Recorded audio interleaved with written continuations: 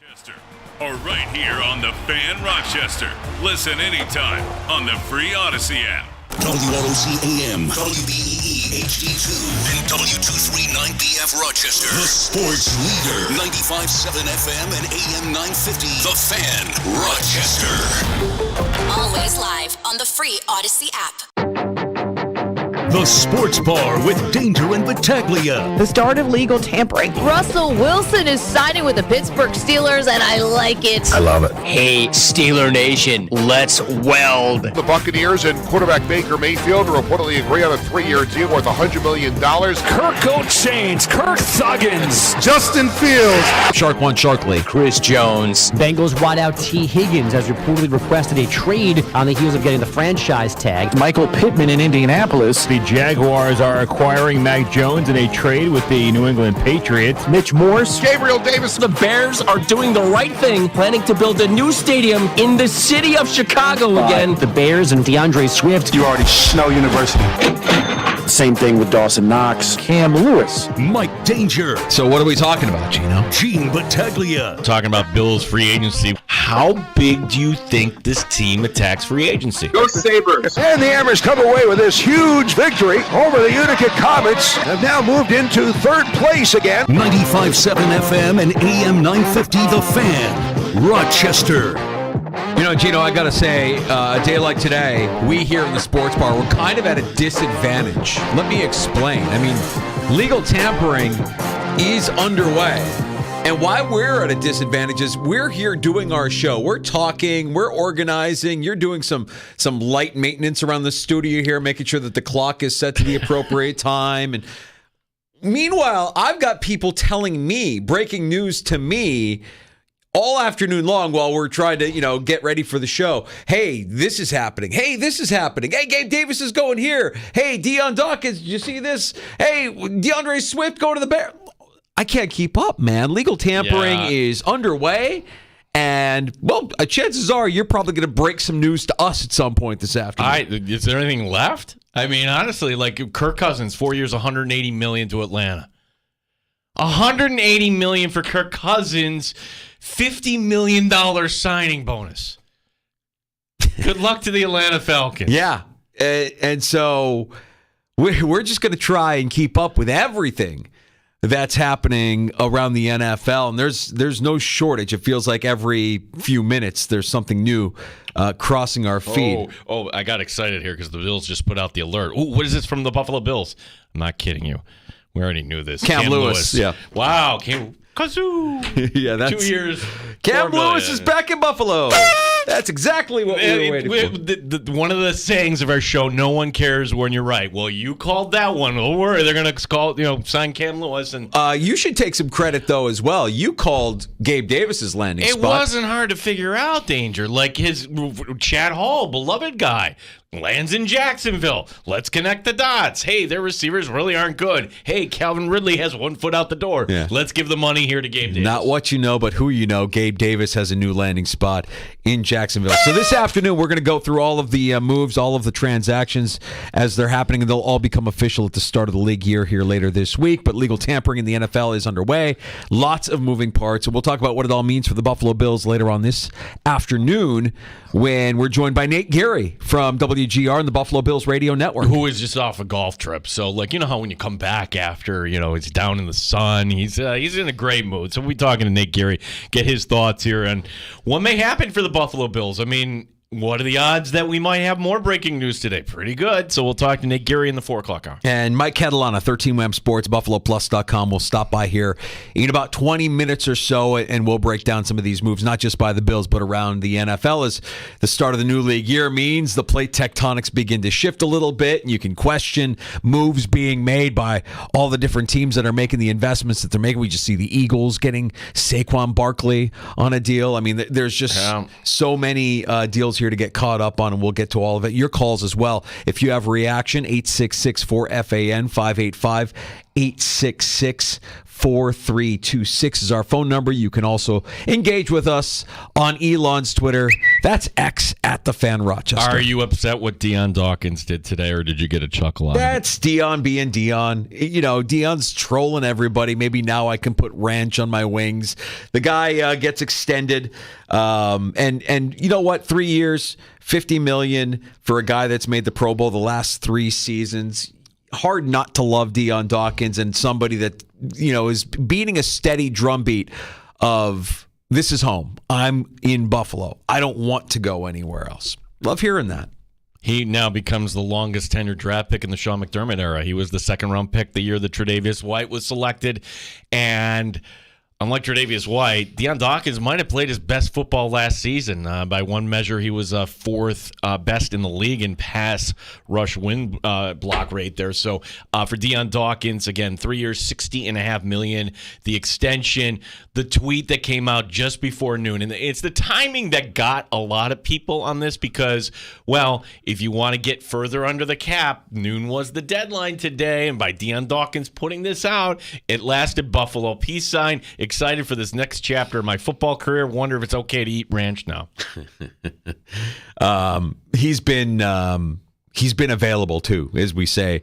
Your best ability is availability. Yeah. He started 117 of 123 games for the Bills, so that feels like a no-brainer.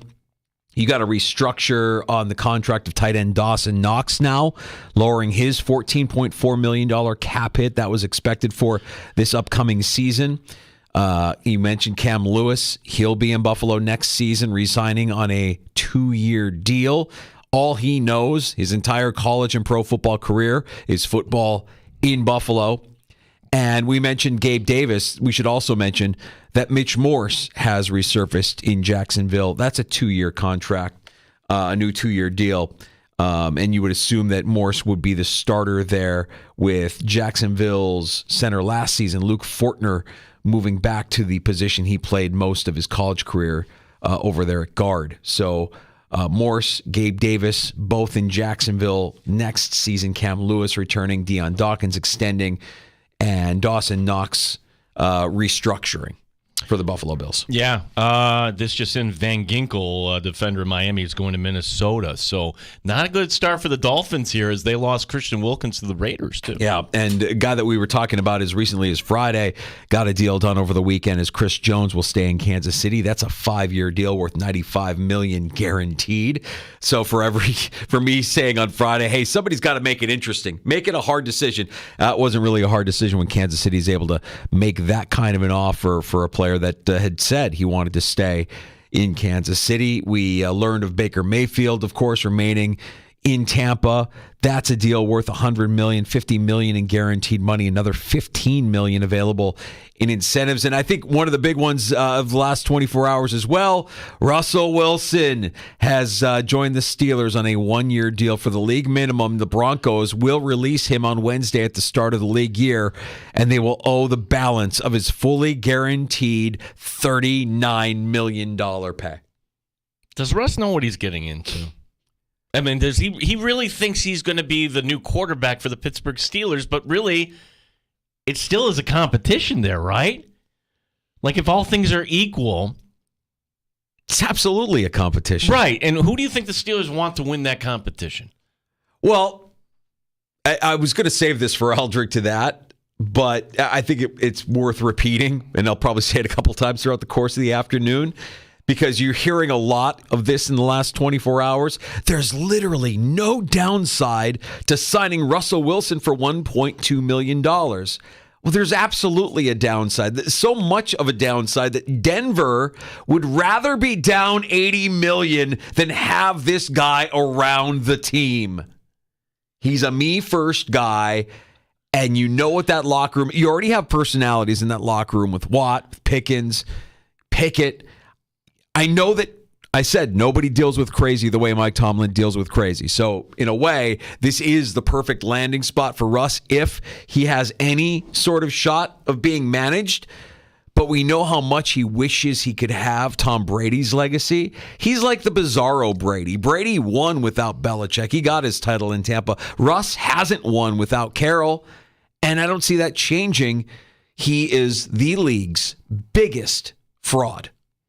Well, he goes into that locker room, and if he starts alienating people or just the me first, if it really he is that tone deaf and he hasn't learned, then if it is a competition, who are guys going to pull for on this team? And they're like every office, there's politics, in-office politics. In a way, it's probably what's best for Kenny Pickett. Now you can win this battle with a guy that many consider to be a future Hall of Famer. I don't know. Is he a future Hall of Famer, Russ? Yeah, he's probably getting there, right? If you've been to 2 and 1-1,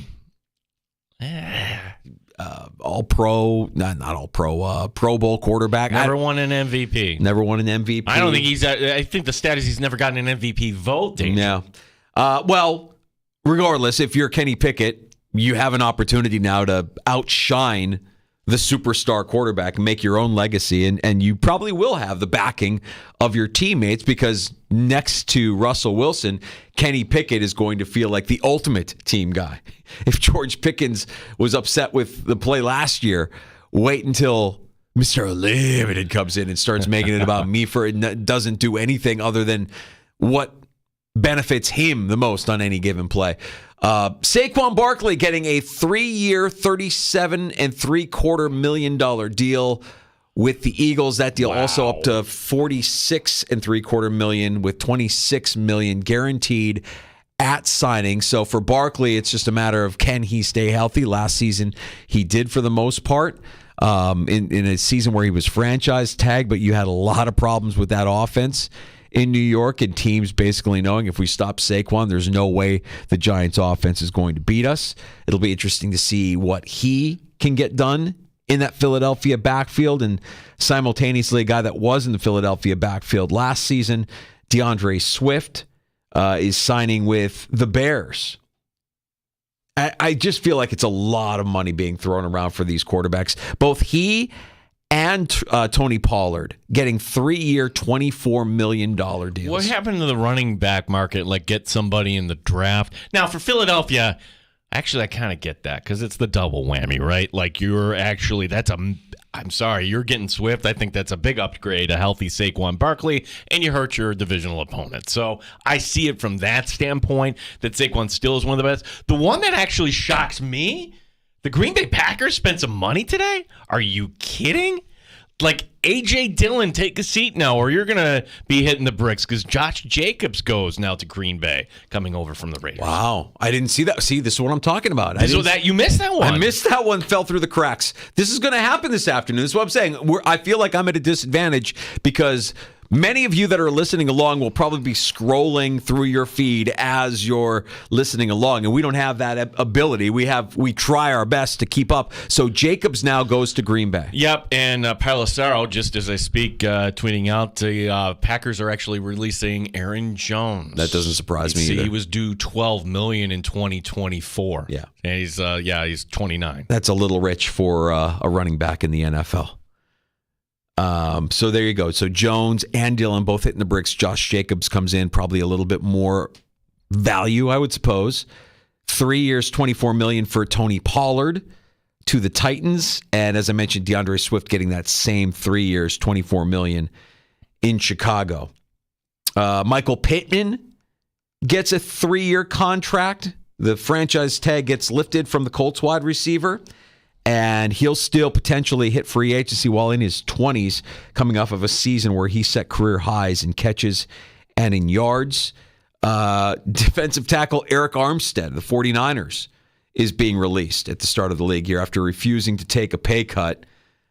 He was due to make $17.4 million for the Niners this season, so he'll become available for interested teams. And the Browns got a jag. Just a guy. Jerry Jeudy over the weekend got traded from Denver to Cleveland for a 5th and 6th round pick in the 2024 draft. The Patriots, I thought they were going to be in the market. Maybe they still are for Derrick Henry, but they went out and got another running back, Antonio Gibson, former Washington Commander, now heading up to New England. Okay. Who have I forgotten here? You mentioned Wilkins, Christian Wilkins. This defensive line for Vegas is a little bit intimidating. Christian Wilkins in the middle, Max Crosby on the outside. 4 years, $110 million with $84.75 million guaranteed for Christian Wilkins, who spent his first 5 with Miami. Yeah, anything to get him out of the division. Like, if you had to pick like one player, I listened to the argument because that was a guy that always gave Buffalo problems. And to have him out of the division, I thought Van Ginkel was a nice kind of role player for the Dolphins. He's gone. He's out of the division going up to Minnesota. Dolphins with a new defensive coordinator. But please, tell me how the Miami Dolphins are going to be right there challenging the Buffalo Bills for the AFC East coming up. Yeah. Okay, what have I forgotten anything? Have I missed anything? I think we're caught up. I think we got all of them. Sean Monty Burfing goes to Arizona. So, yeah, I mean, look, there's going to be plenty of. There's going to be lots of other things like that. Yeah, as far as star players, big names that you've probably heard of, that I think that concludes the list as of right now. I think we hit them all. Oh, David Bakhtiari speaking to the Packers, he's being released. That wasn't really a surprise. Things kind of got sour there in Green Bay. And Cousins going to Atlanta. That's a lot of guaranteed money for Kirk Cousins. Well, this will answer the question once and for all, because everybody has drafted Falcons high in fantasy, right? Your Drake Londons, your Kyle Pitts. That should be Bijan Robinson. That's going to be the darling pick, right? But we're just asking this, Danger, like, what has Kirk Cousins actually won in this league? He's been a fine quarterback in terms of putting up numbers and everything else, but you get to a playoff game and you need a play on third down and you're checking down for a 4-yard gain. That's the image I have of Kirk Cousins, that a stat compiler, and he could put up some good numbers, but will he actually kind of get it together late in his career with his third team? Zach Robinson is the Falcons offensive coordinator. And he worked with Morris in Los Angeles. So Cousins might actually have familiarity with this offense. He might actually be able to come in and pick this up fairly quickly. I would say that if you were excited by what Cousins put out there in Minnesota with Kevin O'Connell last season, then you could expect some of that, I think, to continue in Atlanta. The big concern for me is the health of Kirk Cousins. I mean, coming off of an Achilles isn't easy in the NFL. We certainly have seen running backs not come back from that injury. But we'll see if Cousins and Aaron Rodgers, for what it's worth, both coming off of that Achilles pop, we'll see what they are able to actually produce here in the 2024 season. T. Higgins is the other one. T. Higgins requesting a trade. Immediately I thought, that doesn't mean, with him having the franchise tag on him, or a team to trade for T. Higgins would be a rich deal. Well, and can I just project where you might be going with this? Sure. Because if you're a Bills GM, Brandon Beane, would it be better to spend your first round pick on a wide receiver in the draft? You're not really sure. It takes time to develop. Or would it actually be better to flip that first round? Even though it's a team you're trying to get past for the Super Bowl, Cincinnati,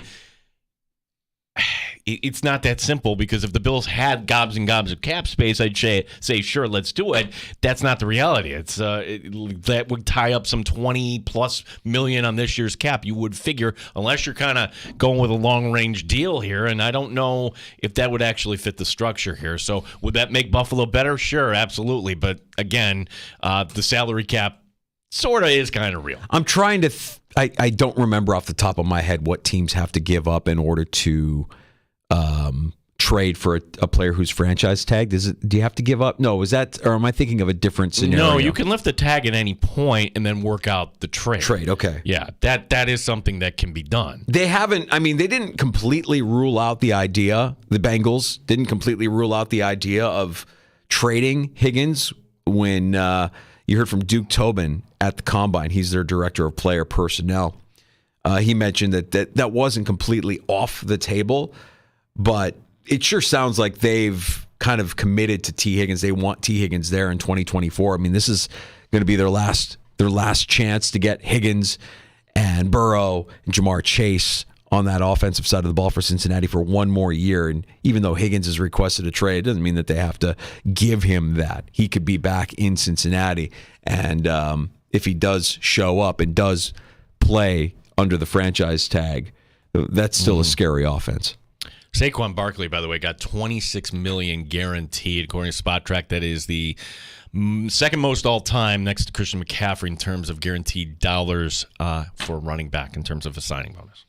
Hope he stays healthy, man. When he's healthy, he's fun. He's a lot of fun. I've always liked Barkley's game. I can't stay on the field, right? I mean, he's just kind of he's got that checkered injury past. But in that offense with Jalen Hurts, yeah, that'll be fun. Well, and then now the pressure's on Nick Sirianni. Like, if you had to say coaches that if they fail to deliver this coming year, that is a team that I think we could say has talent on both sides of the ball, and they fell short of expectation for whatever reason, and now you're kind of getting a big upgrade at one position. Hey, the Bills haven't done any sort of restructuring with Josh Allen yet. Haven't seen anything. I haven't seen anything either. But I'm wondering, if there's a hang-up on that, or if well, or they don't have to do that. Remember, if like Brandon Beane wants to think, hey, I'm going to be here 5-6 years from now, okay, then that's a headache you don't have to deal with 5 or 6 years from now. It's interesting. Let's bring in Catalana. 13 Wham Sports, BuffaloPlus.com. I mean, that was the safe assumption, right? Extend Josh Allen. You can wipe the slate fairly clean as far as your cap misery. You can get flush, but they've made so many moves last week. Do they still need to do that? Will they still do that? Well, I guess maybe that's just a move you can do at any point if you have something you want to go after. And right. I don't know what the target would be now. Okay. Well, with the Knox restructure, I mean, that was another one that looked glaring to me. Yeah. You got the Dawkins deal done. You got the Knox restructure. Nothing on Diggs, nothing on Allen as of right now. We'll get Mike Catalana's thoughts on legal tampering as it is underway in the new NFL league year starting officially later this week, but plenty of movement today to discuss with the icon. 13 Wham Sports Director, BuffaloPlus.com's Mike Catalana next on The Fan.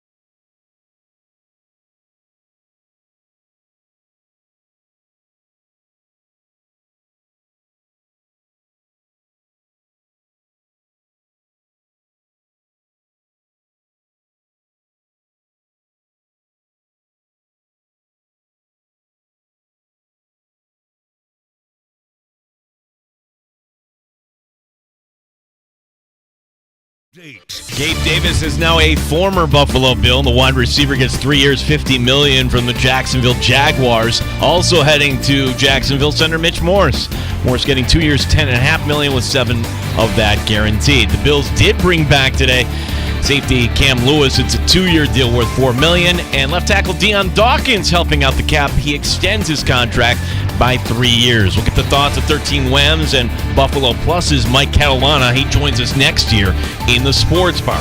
Elsewhere, Kirk Cousins going to the Atlanta Falcons. Russell Wilson getting a 1-year deal in Pittsburgh. Saquon Barkley heads to the Philadelphia Eagles, $26 million guaranteed. Running back Josh Jacobs going to Green Bay. The Packers are releasing Aaron Jones. The Dolphins lose a pair of defenders, Christian Wilkins to the Raiders, Andrew Van Ginkel to the Vikings. Gene Battaglia, the Fan, Rochester.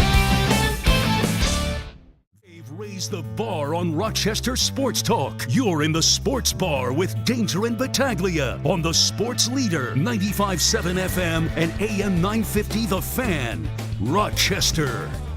I was missing the Mafia. Simple as that. I was missing the Bills Mafia, and I had to figure out which way I could do to, get a little bit of something back and forth. And, they love it, they hate it, but it's me. I can't change. Deion Dawkins, Buffalo Bills left tackle. He's back with the Buffalo Bills as legal tampering has gotten underway and Brandon Beane continues to navigate and work with the salary cap. We bring in 13 Wham sports director, BuffaloPlus.com's Mike Catalana. Welcome to the new year, Mike. And I think we were all assuming that Josh Allen was going to get extended or restructured. We haven't seen that. Does Brandon Beane still have that in his back pocket, like to break glass in case of emergency, or is that something that we still expect here sometime in the near future? No, it's going to happen. It doesn't have to happen until Wednesday because you can't sign any of these deals until then. Because if you notice, I don't think even technically maybe they're not cap compliant yet, so that doesn't have to happen. That's an easy call to make. I'll be more than surprised if that isn't done or announced sometime in the next day or two. They've made some of those other moves, and, I just heard your clip of Deion. He got me in that moment, and I tweeted, I said, this is stunning. I didn't expect it. I don't know if anybody else did. That's all I said. Well, of course, it was Deion messing with everybody. Now, I will say this. Deion likes to troll, and he's had a little fun. But they did just release the guy 2 spots down from you on the line, and they did release Jordan Poyer and Trey White. So it's not crazy other than the fact that there would be no reason in my mind for them to be doing anything other than extending Deion Dawkins. So fortunately, he was just having a little fun, and he was getting his deal. So, Mike, what do you think is up next here? Because usually Brandon Beane is going to do something, even with the limited cap space. So if you had to forecast what to expect over the next couple of days, what would you like to see Brandon Beane do? Look, I think he's got to look around the defensive tackle market. There doesn't appear to be a lot going on there. I mean, obviously, Christian Wilkins got a huge paycheck. Sometimes those guys, he was going to get something early. But I do think you have to at least look around. I don't know because, they're in need of that. Pass rushers are going to be out there. The other thing to keep in mind is there's going to be some other moves to be made. And we always focus on these free agents. I was just thinking, I saw that the Eagles signed Huff out of the Jets. Well, they have 2 prominent pass rushers, and they're going to trade at least one of them. Now, I'm not saying you make a deal for Josh Sweat or you make a deal for Hassan Reddick. But those guys aren't on the market right now. They may be on the market between, on the draft day, like in terms of like a pass rusher. So there's still a lot out there. I would expect them to be signing a wide receiver, but that market can get a little wacky, as we just saw with Jacksonville in terms of the amount of money being spent. So I think they're looking for a wide receiver. I don't think at the moment they're looking to spend big on a wide receiver. The re-signing of Cam Lewis, and we kind of know what he's meant to this team, this special teams unit for the Buffalo Bills. Do you think that this 2-year deal means we see more Cam Lewis on the defensive side of the ball? I think we saw him a total of 17% of the defensive snaps last season, something around that number. I think Cam Lewis is a guy who knows the system. They have a level of trust in him. When they sign guys who play teams, I want them to at least be able to play defense. I'm sorry, I'm tired of the teams-only guys. Saran Neal basically was a teams guy. Like, I just, Tyler Matakevich, when he has to go out there, he's not a starting or playing linebacker in the league. Like, I get it why they focus on it. I want to see guys who can, maybe something more than just, in emergency break glass and use me on defense. Like, you need a guy like Tyrell Dodson who showed he can play teams and can actually play in the defense, and I think was better than most people thought during the year. I think Cam Lewis is an okay player, but to me, he's a guy on the roster who can play special teams, and he's one of your 46 guys active on game day. I don't know, honestly, if they have bigger plans for him because there's so many moves, including the draft, that'll be made between now and then. But I think they have some level of faith in him playing in the defense. Mike Catalan, our guest here in the Sports Bar, also Buffalo Plus 13 Wham. Mike, as far as this is a question I've gotten a lot this past week here, and we haven't talked to you since that big Wednesday cut down here. Yeah. Of any of those guys, now we know Mitch Morse is in Jacksonville, but could you see any of those guys that were released last week, whether that's a Poyer, whether that's a Tre'Davious White, any of those guys perhaps coming back at a later date when they realize maybe the market isn't what they thought it would be? I mean, this already happened once with Poyer. Could it happen again? Yes. I think there's always a possibility. Look, the guy has been tied to the Bills. Could they bring him back? Yeah. I mean, we haven't heard a word about Micah Hyde, not even for any other teams or him interested in anything else. Like, I just believe, talking to him, that he's not going to play in the league anymore. The thing with Tre'Davious White is different because of his health. I think he'll sign somewhere else. I think they already have replaced Tre'Davious White. Like, they've played without him for 2 years. That was not. That shouldn't have been a surprise to anybody that they were moving on there. And I just don't see that happening. But I guess you never know. It could be 2 months from now and something different happens. But I don't know. Poyer, we kept saying it was like, it's Poyer. Like, this happened. We just saw it happen last year, and then he came back for a year. So I don't expect it. I mean, they signed Rapp. I would like to see them get a younger safety in here, get a guy in the draft. But, it's not a particularly deep draft, at least of what the experts are saying at safety. But I could see him investing there and then looking around. But there are a lot of veteran safeties on the market. So I wouldn't count on any of them. But if any of them, I think Poyer would be the most likely.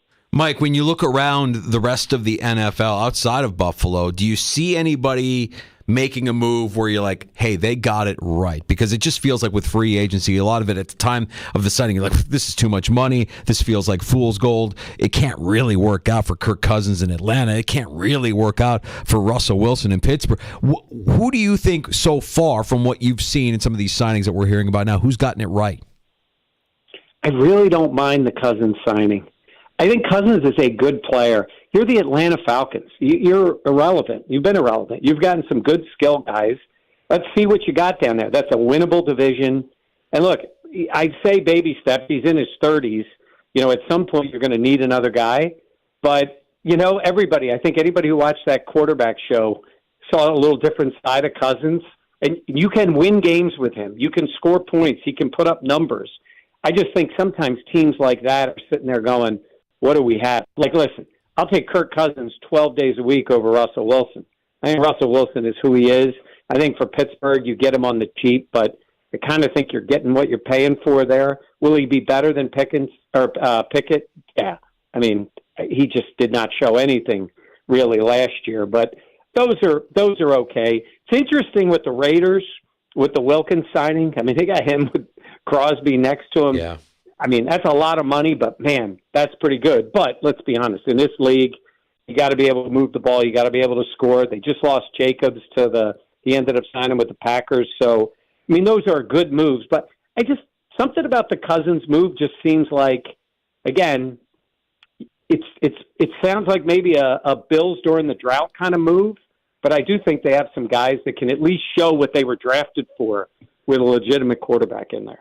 So the Dolphins just lost another player, guard Robert Hunt, going to Carolina. 5 years, $100 million. So you mentioned Wilkins is gone, Van Ginkel is gone, and there's another report from a friend of our show here, Armando Salguero. He's reporting that the Dolphins are ready to pay Tua in the neighborhood of $50 million a year. Mike, I hear all this news. I'm like, well, whatever the Bills, do or don't do today, I don't see these teams exactly making up the gap here in free agency so far in the AFC East. Yeah, I don't know what. I mean, the Dolphins, there are major moves to make. Like we're even a guy like Wilkins, right? I mean, you got to decide: do we want to invest this much money in the guy? They've spent money. They've gone out to get other guys, right? And they're going to turn around and give this money to their quarterback, which. He's, to me, you're in that spot where you're like Dallas is with Dak. Like, what are you going to do, right? Are you going to pay this guy and keep him and be that team? Do you think all of a sudden he's going to be better? Like, listen, I think he is a good player. I think we feel a little differently here because the Bills have just owned the Dolphins when they've played them. So you're not afraid of Tua. He hasn't really hurt the Bills. Again, he's a good football player and a good quarterback, but they are making moves to say we're going to keep the quarterback. They changed defensive coordinators. Maybe they'll have a little different philosophy. They're giving up some guys. Yes, I don't see them making moves that are going to really make them considerably better. But I do think teams get themselves stuck in a place, and they keep a quarterback like this.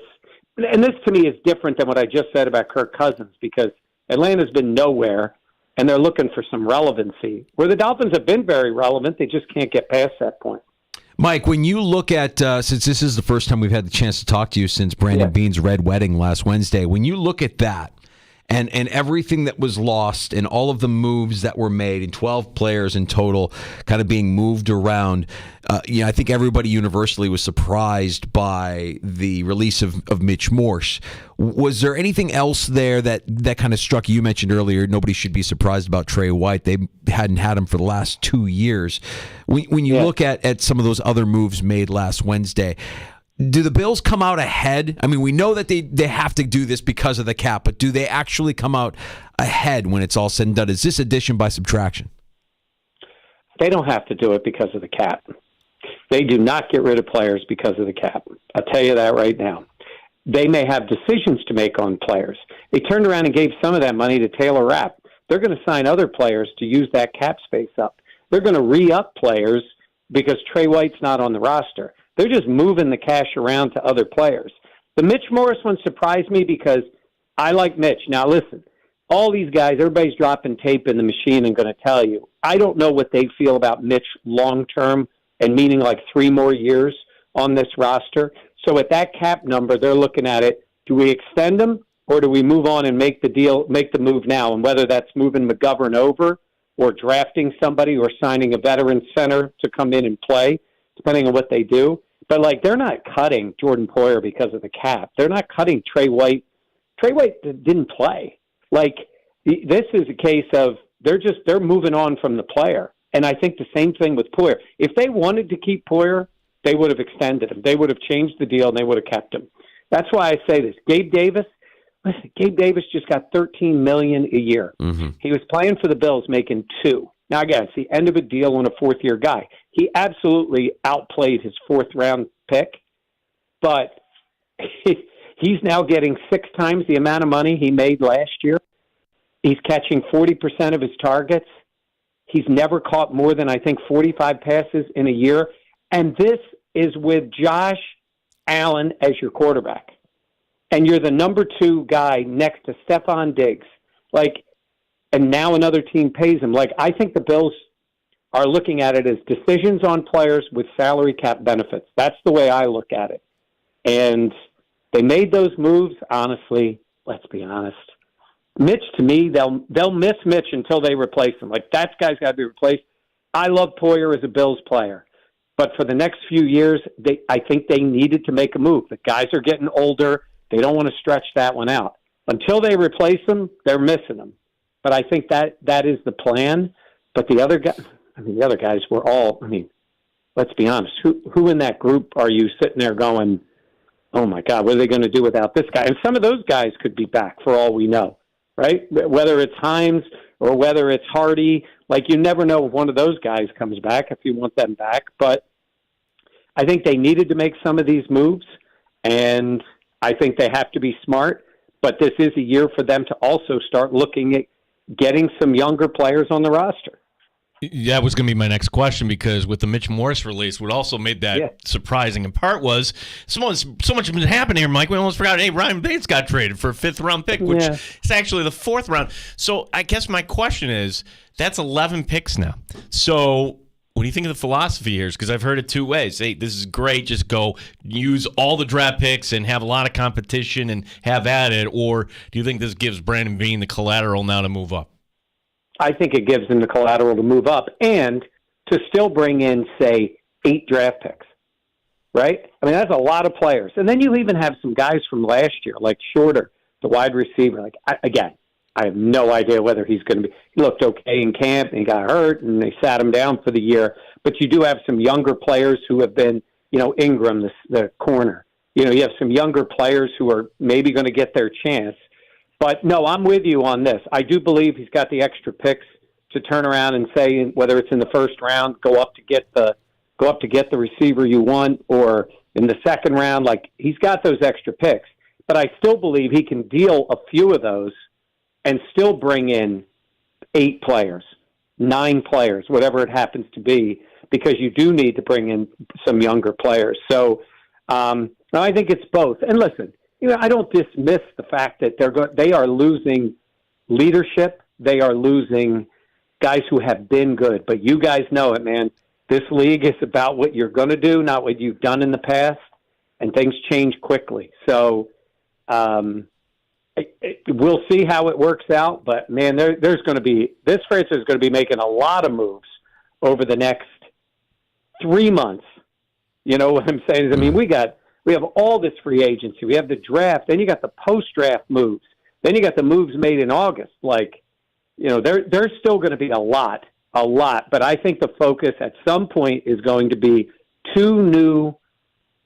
at least one prominent new wide receiver and another guy that can give you more than, say, Trent Sherfield did a year ago to help with Shakir and Diggs and the draft pick that they bring in. We saw those moves happen last week, Mike, and knowing that the Josh Allen restructure is still on the horizon, it leads us to believe that Brandon Beane, if he wanted to, could do a little big game hunting if he wanted to. I don't know that he wants to, but there are going to be some names out there. When I see Eric Armstead of the Niners get released because he doesn't want to take a pay cut, I'm like, Eric Armstead might be better than Daquan Jones.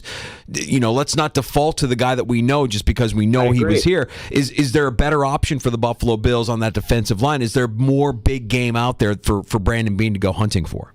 Danger, you're making a great point, and we were just talking about this. Look at Aaron Jones popping up now as a guy that's available, right? Yeah. I'm not saying for the Bills. I don't think they're doing that.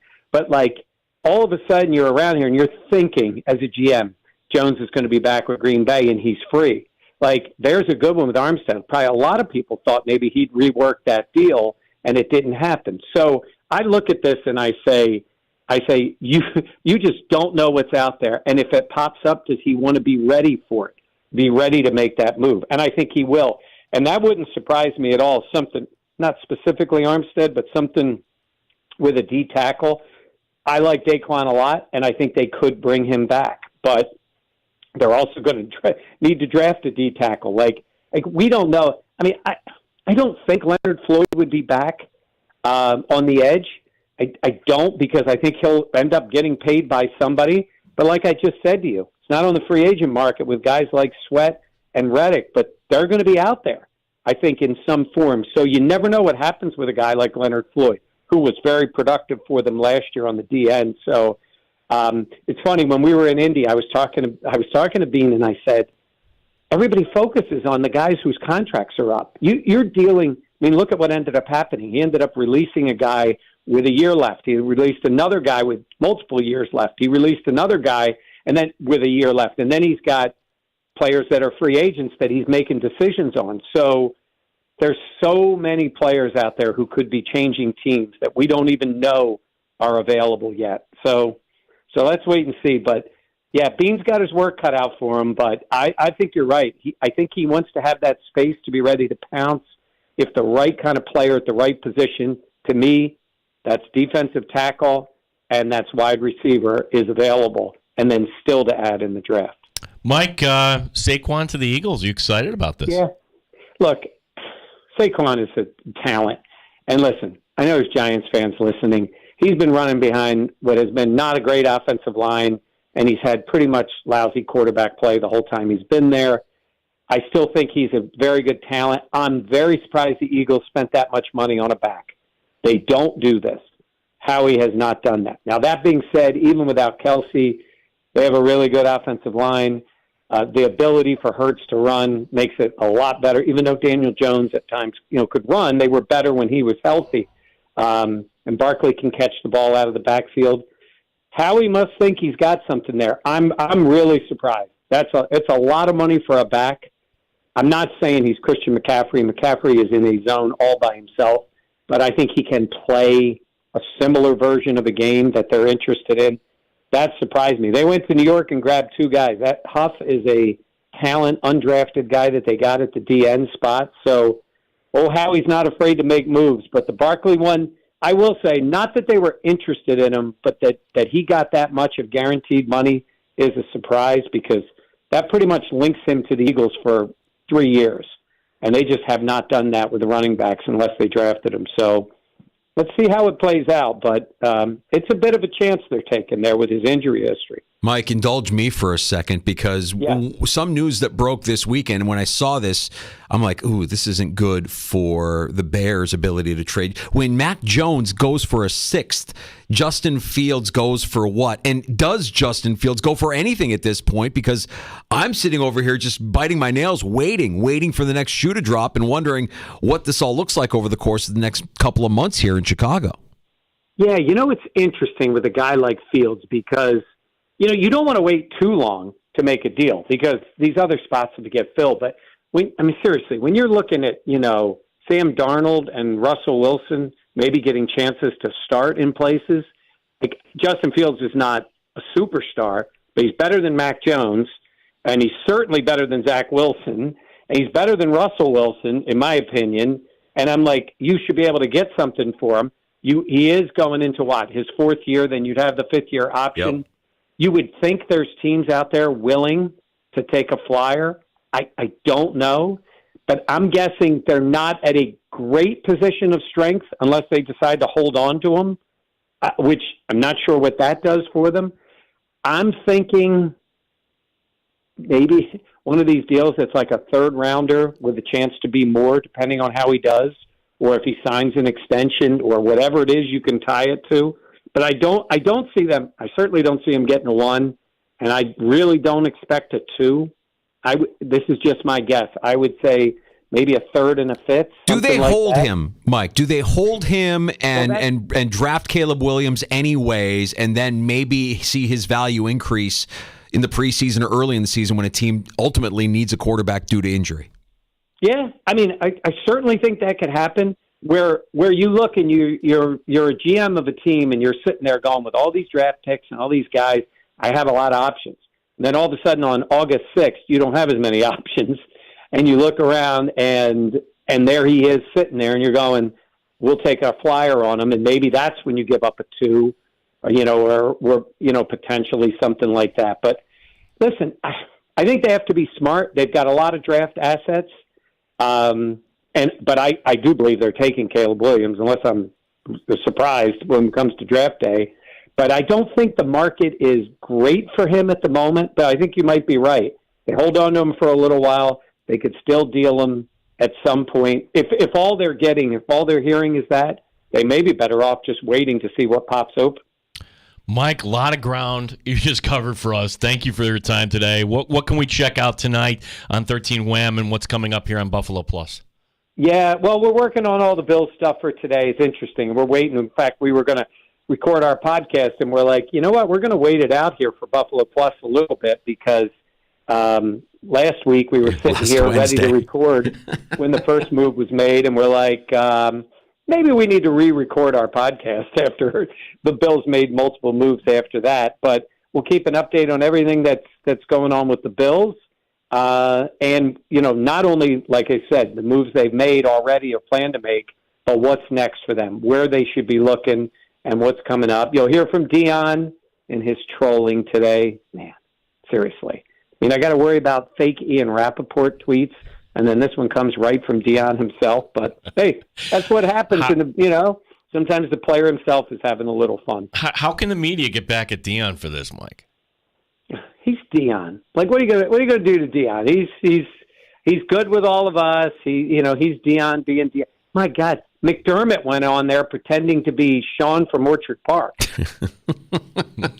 Seriously. I love anything about Dion, his play aside, I love that he's advocating for Buffalo. Like, this is home. Oh, no question. And McDermott's done the same thing. Like, these guys are really, really embracing and saying, Buffalo is home. This is where we are. This is where we want to be. And I feel like for a long time with this organization, you weren't getting any of that. So that's, I think, a positive thing.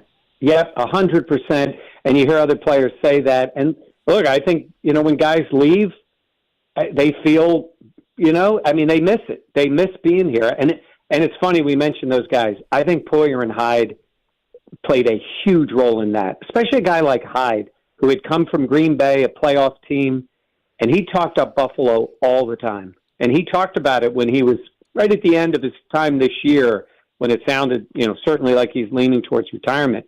He talked about coming in and it just being not a winning atmosphere, and he felt like he and Poyer really contributed a lot to changing the dynamic. And Dion he's just been that guy really from the start. So it's good. It's all good. Off-season Sean was having fun today. Sean from Orchard Park. See? It's all good. Much better than the news, which would have been Dion being gone for some reason, because I couldn't wrap my head around that with what they need, but that certainly didn't happen. And he got his extension, and he's certainly happy in Buffalo. Mike, appreciate the time today. Thanks so much. How you doing over there, Gene? You good? I was just going to say I'm fine. I'm fine. Everything is fine.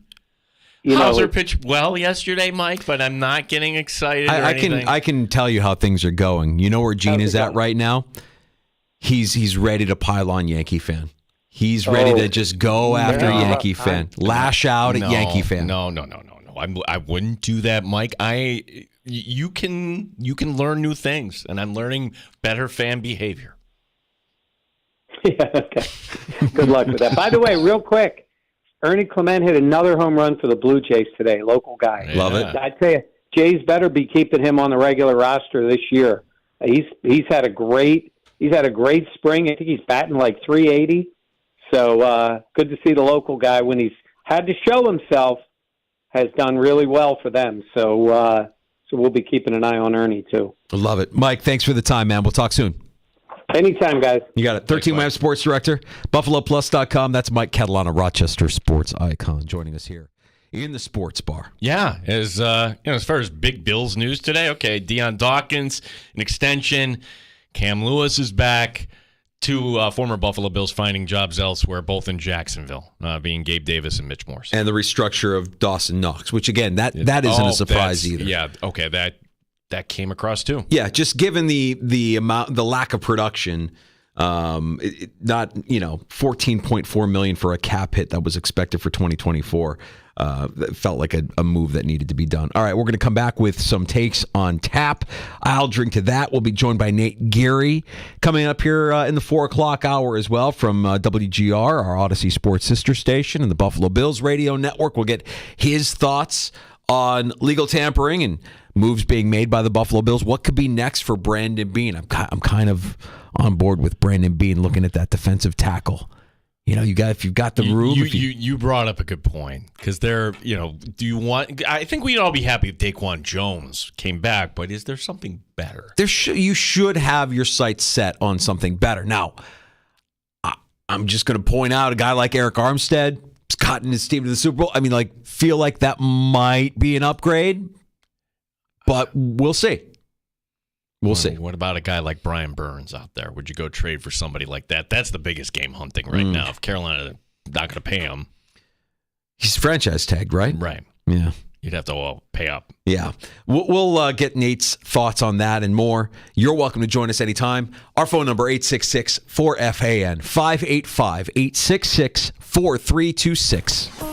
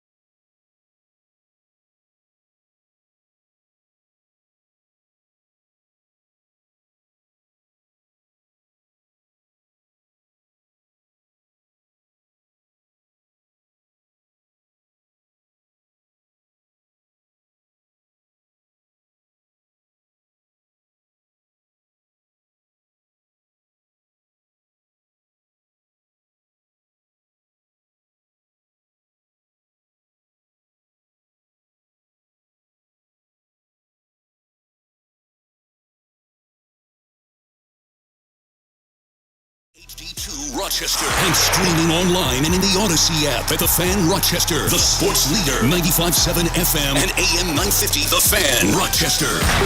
Always live on the free Odyssey app. The Fan Rochester Sports Update. Gabe Davis is now a former Buffalo Bill. He gets 3 years, $50 million from Jacksonville. Also, the Jags signing former Buffalo center Mitch Morse. Morse 2 years, $10.5 million, 7 of which is guaranteed. The Bills did bring back safety Cam Lewis. It's a 2-year deal worth $4 million. Deion Dawkins extends his contract by 3 years. We'll talk some Buffalo Bills football and NFL. Nate Geary, Buffalo Bills Radio, joining us later this hour. Elsewhere on a busy NFL Monday, Kirk Cousins going to Atlanta. Russell Wilson gets a 1-year deal in Pittsburgh. Saquon Barkley headed to the Philadelphia Eagles. Running back Josh Jacobs going to Green Bay. The Packers are releasing Aaron Jones. The Dolphins lose a pair of defenders. Christian Wilkins signing with the Raiders. Andrew Van Ginkel to the Vikings. Gene Battaglia, the sports leader. The Fan Rochester.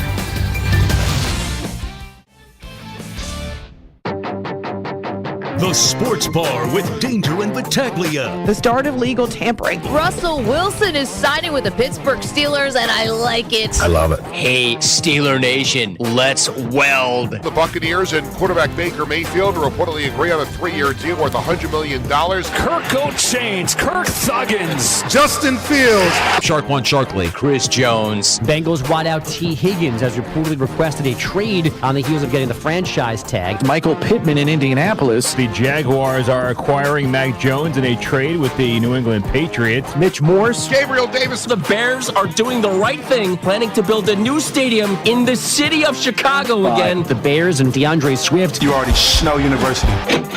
Same thing with Dawson Knox. Cam Lewis. Mike Danger, So what are we talking about, Gino? Gene Battaglia. Talking about Bills free agency. How big do you think this team attacks free agency? Go Sabres. And the Hammers come away with this huge victory over the Utica Comets. Have now moved into third place again. 95.7 FM and AM 950, The Fan Rochester.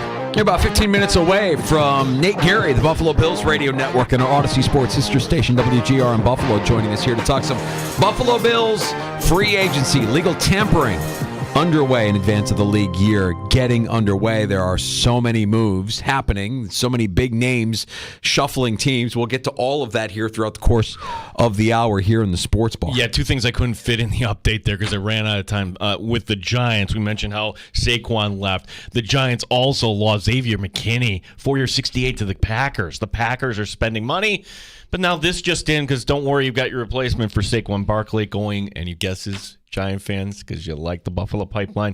Didn't even know this guy was a free agent. Devin Singletary now going to the Giants. Oh, yeah. That was a 1-year deal in Houston. So that's a nice little pickup there for the Giants. And that gets them more in line with, I think, the philosophy of running backs shouldn't be making $8, $10, $12 million a year. Why has everybody gotten stupid here? Like, I know Packer fans are really excited that Josh Jacobs, and Saquon Barkley getting the second most money ever guaranteed at signing for a running back, the most ever being by the guy who's in San Francisco, McCaffrey. But Danger, all that I thought, I guess the market's fine for running back right now. Yeah. Well, I mean, it started with those 3-year, $24 million deals that you saw from DeAndre Swift. Pollard going from Dallas is the free agent now with the Tennessee Titans. He'll join Tajay Spears in that backfield. So, plenty of moves going on. And, of course, that's all before we talk about what's happening at quarterback with Kirk Cousins, with Russell Wilson, and there are still more dominoes yet to fall. So the dollars here, courtesy of Schefter on Devin Singletary, 3 years, $16.5 million the Giants paid. Well, good for him. That's, right, yeah. Like when he left Buffalo and he got the 1-year deal, I mean, it was late. It felt like it was late in free agency too, wasn't it? If I remember correctly with Singletary. I think it was 1 year, $3 million, and nobody really kind of thought, okay, that sure. Like, I still think maybe this draft isn't good for running backs. Maybe that's really what this is kind of. Well, all it's about. Also a familiarity thing. I mean, Brian Daboll knows Devin Singletary and could probably find ways to utilize Devin Singletary. It might just be a better fit for Singletary in New York. That's a nice little pickup for the Giants there. But as far as Bills news today, we haven't talked much about the Knox restructure. From the way it sounds, Danger sounds like they use restructure as a nice way to say pay cut. Yeah. And the pay cut being here that whatever the dollars come out to, it sounds like, according to ESPN's Jeremy Fowler, the Bills aren't going to be on the hook if they don't want to be beyond this year, which kind of makes sense there. So for Dawson Knox, you want the money, you're going to have an opportunity perhaps to be the guy on the street next year. Your best case scenario for Dawson Knox is you can be the underpaid tight end 2. You were getting paid tight end 1 money. That's not happening anymore. That money is going to be reserved for Dalton Kincaid down the road. Right now you've got tight end cost controlled, and after next season the Bills could very easily move on, and I don't think anybody wants to see Dawson Knox leave, but you can find tight end 2, tight end 3 guys on the market and pay them a fraction of what Dawson Knox was scheduled to be making this year before this restructure. We were joined by 13 Wham's Mike Catalana, and the one question we had going into the weekend, hey, when are they going to redo the Josh Allen contract? Mike Catalana just kind of said, hey, you got until Wednesday to do this, so no sweat. He expects it to get done. And again, they don't need Josh Allen's permission to do this. Basically, hey, your base, we're going to make this a bonus. We're just going to account for it in a future year. All right, Nate Geary joining us in a little bit. We appreciate you stopping by the Sports Bar. Thanks for listening locally at 95.7 FM, AM 950. We sound our best in the free-to-download Odyssey app. The stream is up on our YouTube channel at The Fan Rochester, also streaming on Twitch. You can get us on your smart device when you ask it to play 95.7 The Fan. And if you want to engage, Elon's Twitter works. That's X at The Fan Rochester. Our phone lines are open at 866-4326, 866-4FAN. Some takes on tap, Gino. You take, but more of an observation, because we kind of joke here. We have to turn the mirror around on ourselves, because in Rochester we're extremely provincial. What? Yeah, I know. Did you know Amby Wambach's from Rochester? Are you kidding me? No way. Rory McIlroy's wife lives in Rochester. What? They have a house up on the lake. Yeah, I mean, it's... Stop. We also are claiming ownership of the sun for 1 day at least next month. Yeah, did you know this is the best place in the world to see the eclipse on that day? But we're not the worst when it comes to being provincial. I came to this conclusion after watching some of the coverage over the weekend. You know who is the worst? Canadians. Canadians are the worst. Oh my God, the Jays are signing Joey Votto. Oh, he's 40. No one wanted him. He's shot. He's not going to make the opening day roster. He's going to start in AAA Buffalo. But did you know he's from Canada? Oh. I don't know what to say to this, Gino. I think Canadians, while they may be provincial, I think they're also very quick to say, no, we don't want ownership of that one anymore. Like, you can't say anything bad about Celine Dion, but I think Canada would rather give us Justin Bieber and forget that he was ever north of the border. No, if something is from Canada, they're going to remind you that it's from Canada. Down to the darn syrup, okay?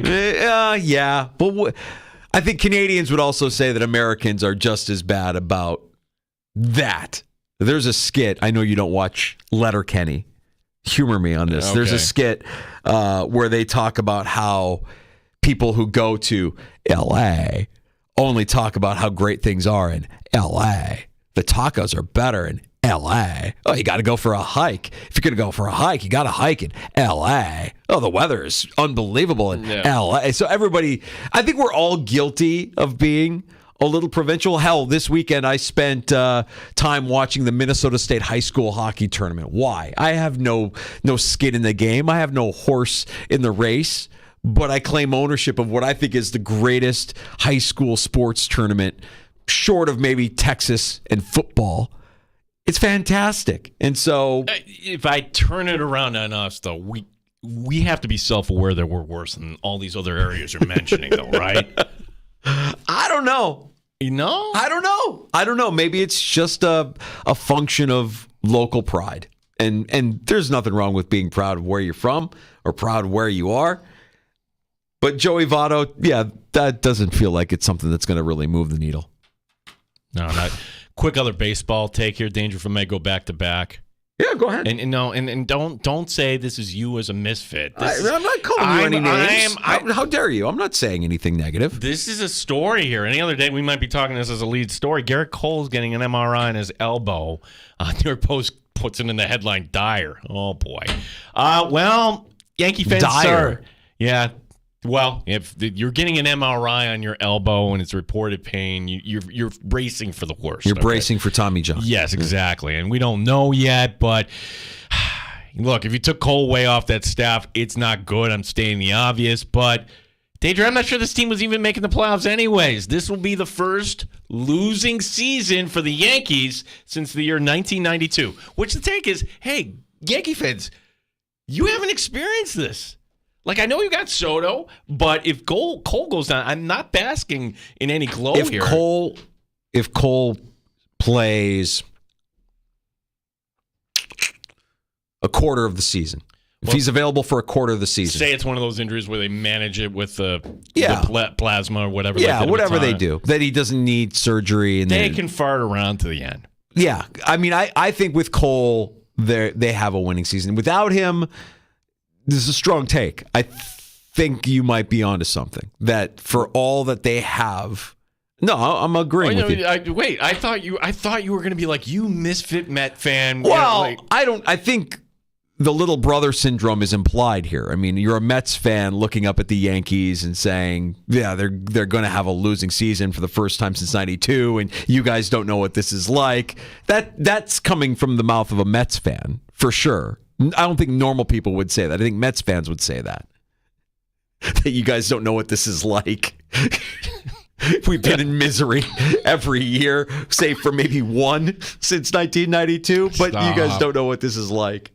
That feels like something that would come out of the mouth of a Mets fan. But if you lose Cole for the season, yeah, I don't have a lot of confidence that they're ending the season with a winning record. And for that matter, I don't want him to get hurt. Nobody should be rooting for injury. Correct. No, not at all. Hey, how many times have you heard in the last 24 hours, there's literally no downside to signing Russell Wilson for $1.2 million. There's absolutely a downside to signing Russell Wilson. There's so much of a downside that Denver decided they would rather be down $80 million than have that guy around the team. No one deals with crazy quite like Mike Tomlin, but knowing that you already have some personalities in that locker room, you have TJ Watt, you have George Pickens, you have Kenny Pickett, the downside is complete dysfunction at the hands of a player that's me first all the time. And we know how much Russ wishes he could have been Tom Brady or have a fraction of Tom Brady's legacy. Brady has shown and had shown that he can win without Belichick. Russ hasn't won without Carroll. Russ went rogue. And from the moment he went rogue, I don't know that that's changing. He is the league's biggest fraud. And it wouldn't surprise me that with this signing, even with this signing, that it's still Kenny Pickett starting week 1 for Pittsburgh. And that's me admitting that Russell Wilson is a better quarterback than Kenny Pickett. But I don't think Russ is going to cut it out. I don't think he's going to cut the S. I don't think so either. And I think this is Mike Tomlin playing chess. Because if you want to make Kenny Pickett work, you need everybody kind of buying in that locker room. So let me bring in this S-head. Can't swear on the radio. Everybody hates. Yeah, okay, let's kind of he's really going to change his stripes. This guy, and it's he's going to come in humble. Yeah, until, and then whatever it may be, and then everybody just kind of rolls their eyes, and then okay, you know what? We made the move. Kenny's our guy. Yes. You don't think that Tomlin in the back of his mind is thinking that this could be going in that direction? It'd be very sinister. But on the other hand, Danger, again, the low risk, maybe Russell Wilson all of a sudden, it becomes 2014 again. Maybe, but the thing that I just don't see the Steelers being an organization that would admit that they were wrong or that they missed. And our eyes tell us that they've missed on Kenny Pickett. First-round pick doesn't look like a first-round pick. You invested in him, and you're not getting a return on that investment. Unless he's motivated by this type of competition and you actually see younger more athletic at this stage of his career. Kenny Pickett outplay Russell Wilson this preseason. Could you imagine a world where Russell Wilson is a backup? That's something I would like to see. Russell Wilson backing up Kenny Pickett. Be humble. The guy is not loved by his teammates. He's not loved in the locker room. If he comes in humble, knowing that he's making the league minimum, well, he's not making it, he's getting paid the league minimum by the Steelers, then maybe something changes. But I am skeptical. And I think for everybody who's saying that there's no downside to it, there's plenty of downside. This is a guy that nobody wants in their locker room. Another possible upside, because you brought up the situation with Justin Fields. Could he actually stay in Chicago? Because, well, quarterbacks get hurt. Maybe you could maximize the value in August. Well, that would be true for Russell Wilson, too. Like, if he's a good soldier here and he's doing all the right things and you have Kenny Pickett. Somebody you can move on from. Yeah, somebody you could trade. Yeah, the Fields thing is interesting. Seeing Mac Jones go to Jacksonville for a sixth made me cringe a little bit. And I don't expect Mac Jones to go for much higher than that. He's not worth much more than that. But it doesn't help the trade value of Justin Fields at all if you're Chicago. So at this point, I'm sitting here wondering, are you better served holding pat, don't do anything, hold on to Fields? You have to make a decision on his fifth year. I think that comes in May. But you have time between now and the draft. Where are you sending him, though? That's the question. Now that Atlanta's off the board and Tampa's off the board, okay, the Raiders... Are you trading in division to Minnesota? And I think the Raiders doesn't make any sense at all because his old offensive coordinator in Chicago is now the new offensive coordinator in Las Vegas. And I don't think those guys see eye to eye ever on anything. So, yeah, you might end up seeing a training camp in Chicago with Justin Fields and Caleb Williams. Why not?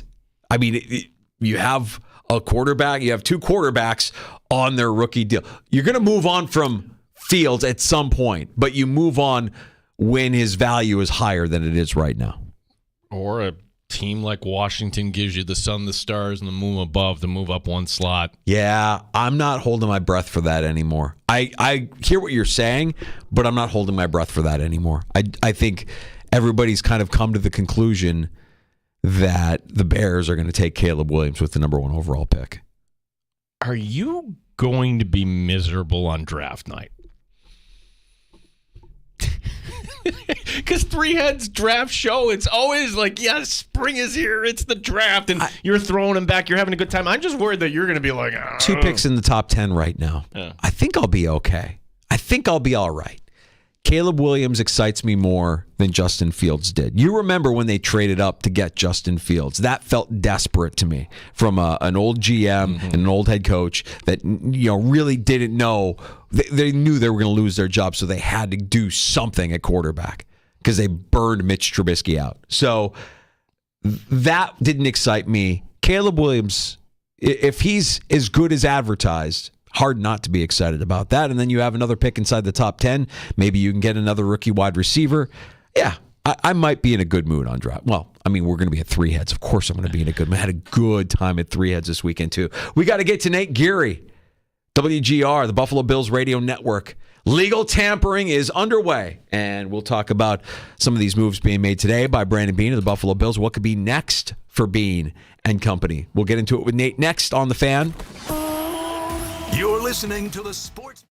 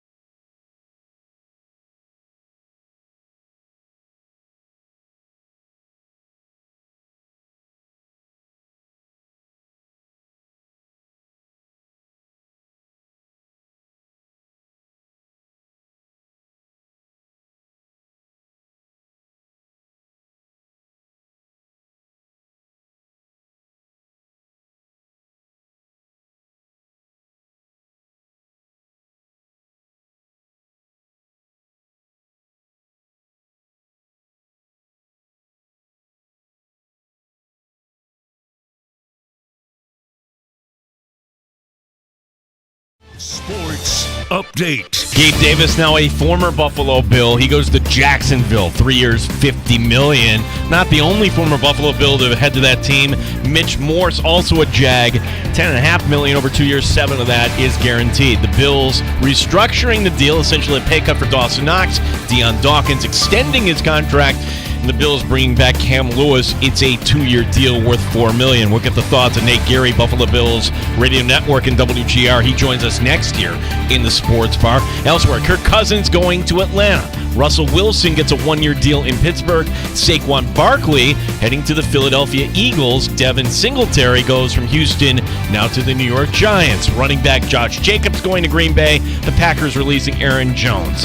Gene Battaglia, the sports leader. 95.7 FM and AM 950.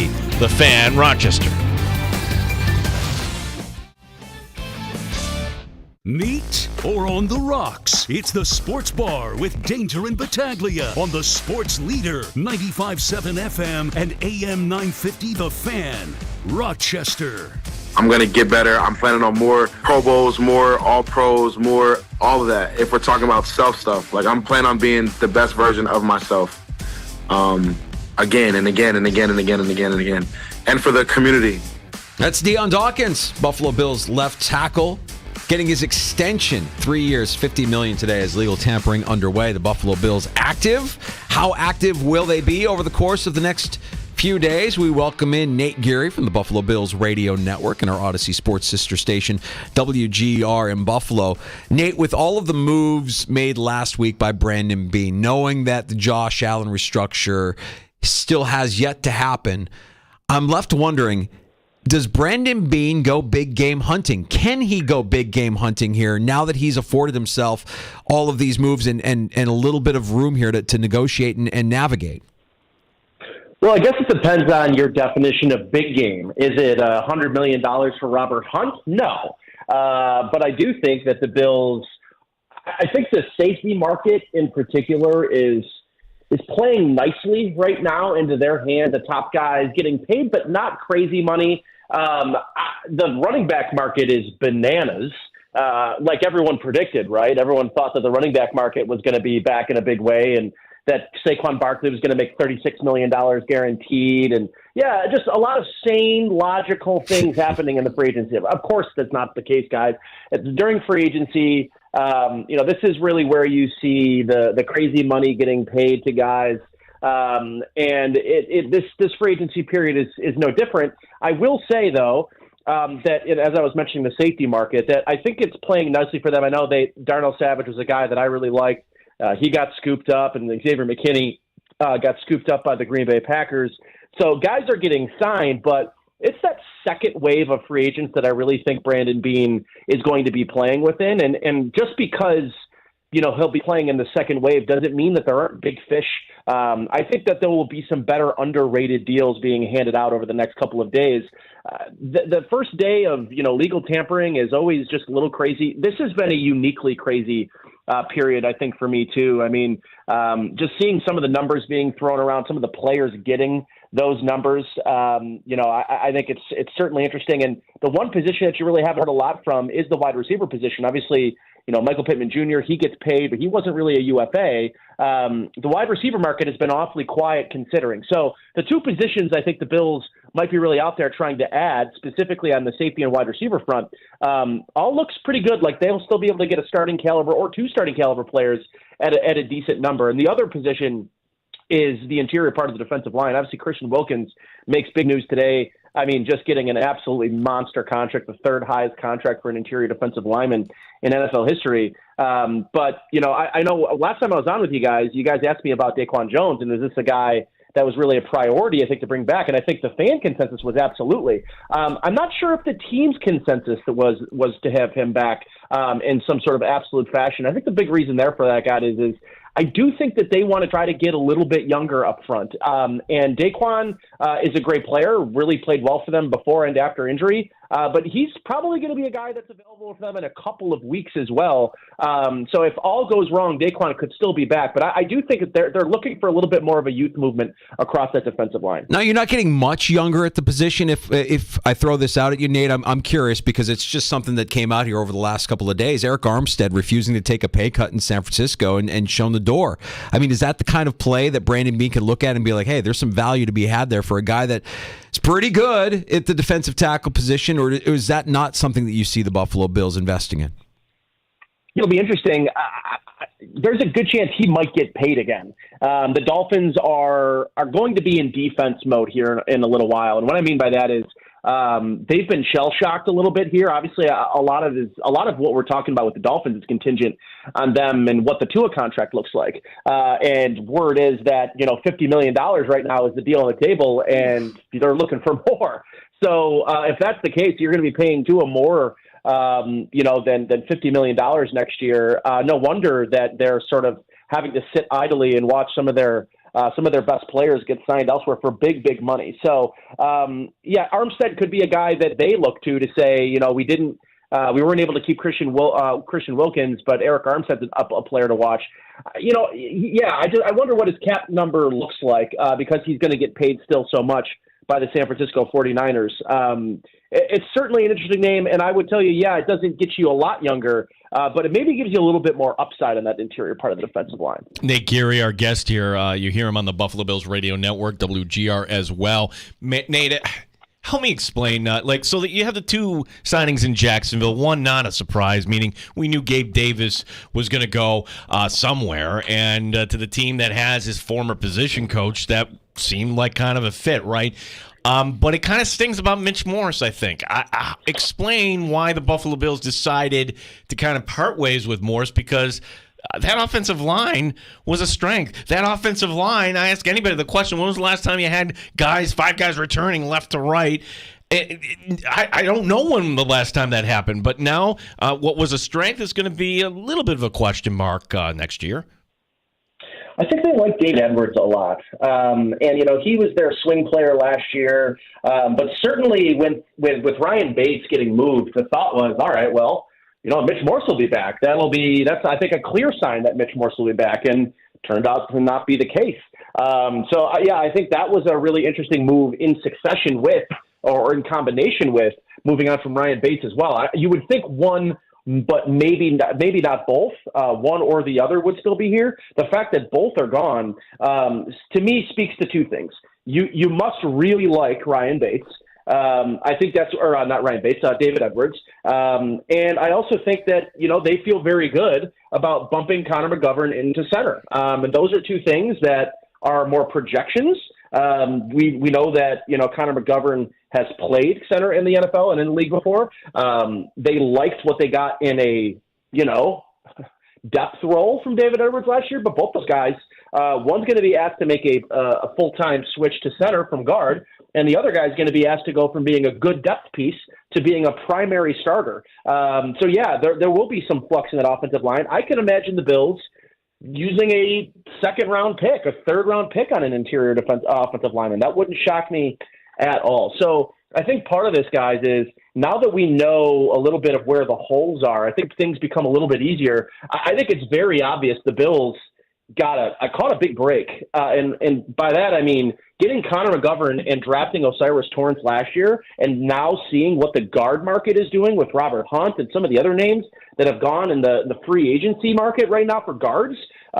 There may not ever, this might be another position, guys, where you look at and say rookie value is going to allow teams the flexibility of having a guy in a rookie contract who's starting caliber. And man, the Bills seem like they're in a great position with Osiris Torrance going into year two, looking as good as he did last year on a rookie contract. They might have to go, guard shopping again in this draft to try to find some more value. But yeah, no Mitch Morse, that one stings. But I do think, guys, if you recall, this is a player, one concussion away from really wondering whether or not he's going to be able to, play for you. So I think if you're the Jags, you roll the dice, but if you're the Bills, I think there was a very conscious effort here from Brandon Beane, guys, to look at the roster and say, there are areas that we need to cut costs. but there are also areas where we feel we need to get a little bit younger. Yeah. And I think the Dolphins are sort of seeing this situation play out in real time. I just retweeted a couple minutes ago before I came on air.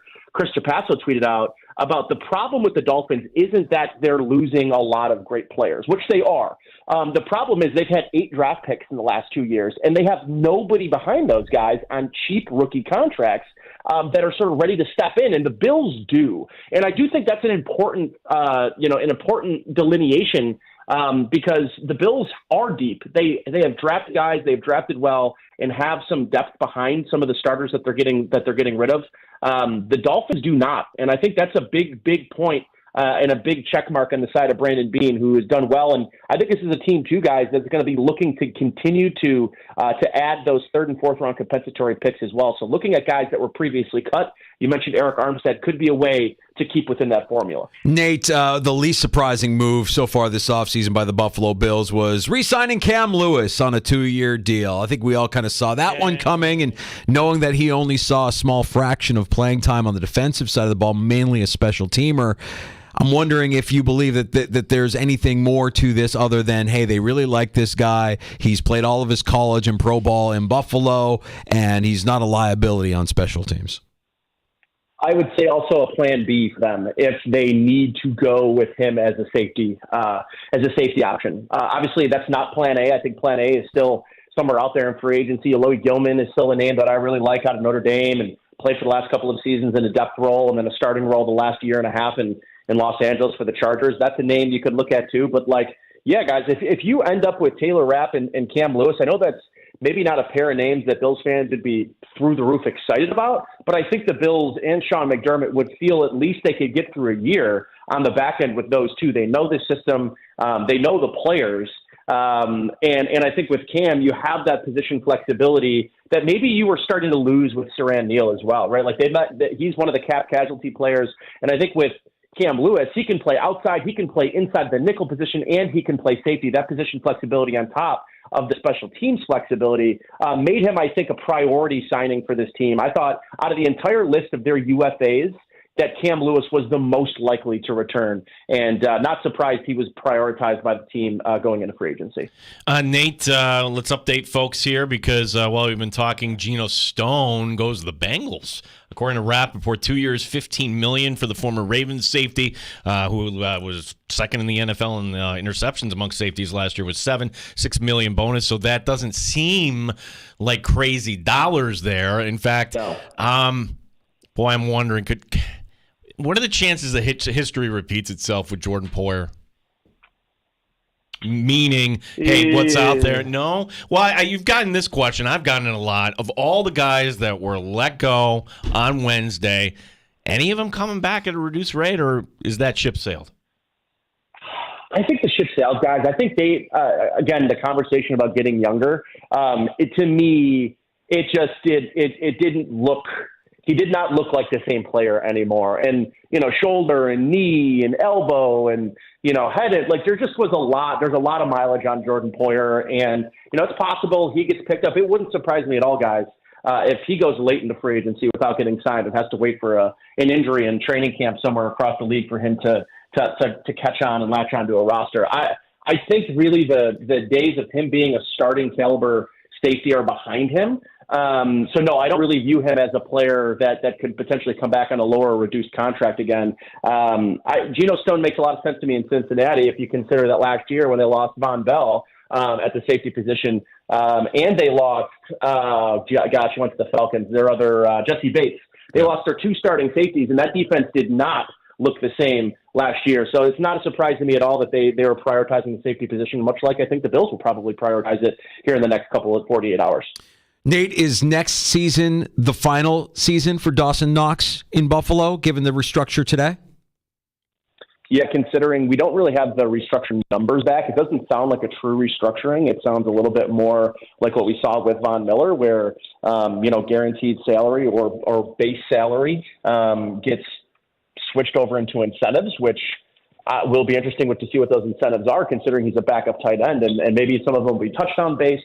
I still think he's a weapon in the red zone. But yeah, I think it's very possible that with that move, it doesn't kick money down the road and allows them to maybe move on from him next offseason. I actually thought he'd be a really good trade candidate, especially a team like Green Bay, who's clearly spending some money this free agency, could really use another tight end. But yeah, to me, this is probably the last road here I'm thinking for Dawson Knox. Can Brandon Beane write a sales book or some sort of seminar? Because how was he able to sell through to Von Miller to take that pay cut? He didn't have to do that, obviously, Von Miller. No, he didn't. One of the more interesting and maybe surprising moves of the entire offseason is the Bills convincing a Hall of Fame defensive end to convert a whole bunch of his current salary into incentives not likely to be earned. And here's the thing, because of the injuries last year, guys, those incentive marks are probably significantly lower than they would be from his previous season where he had 8 sacks before getting injured.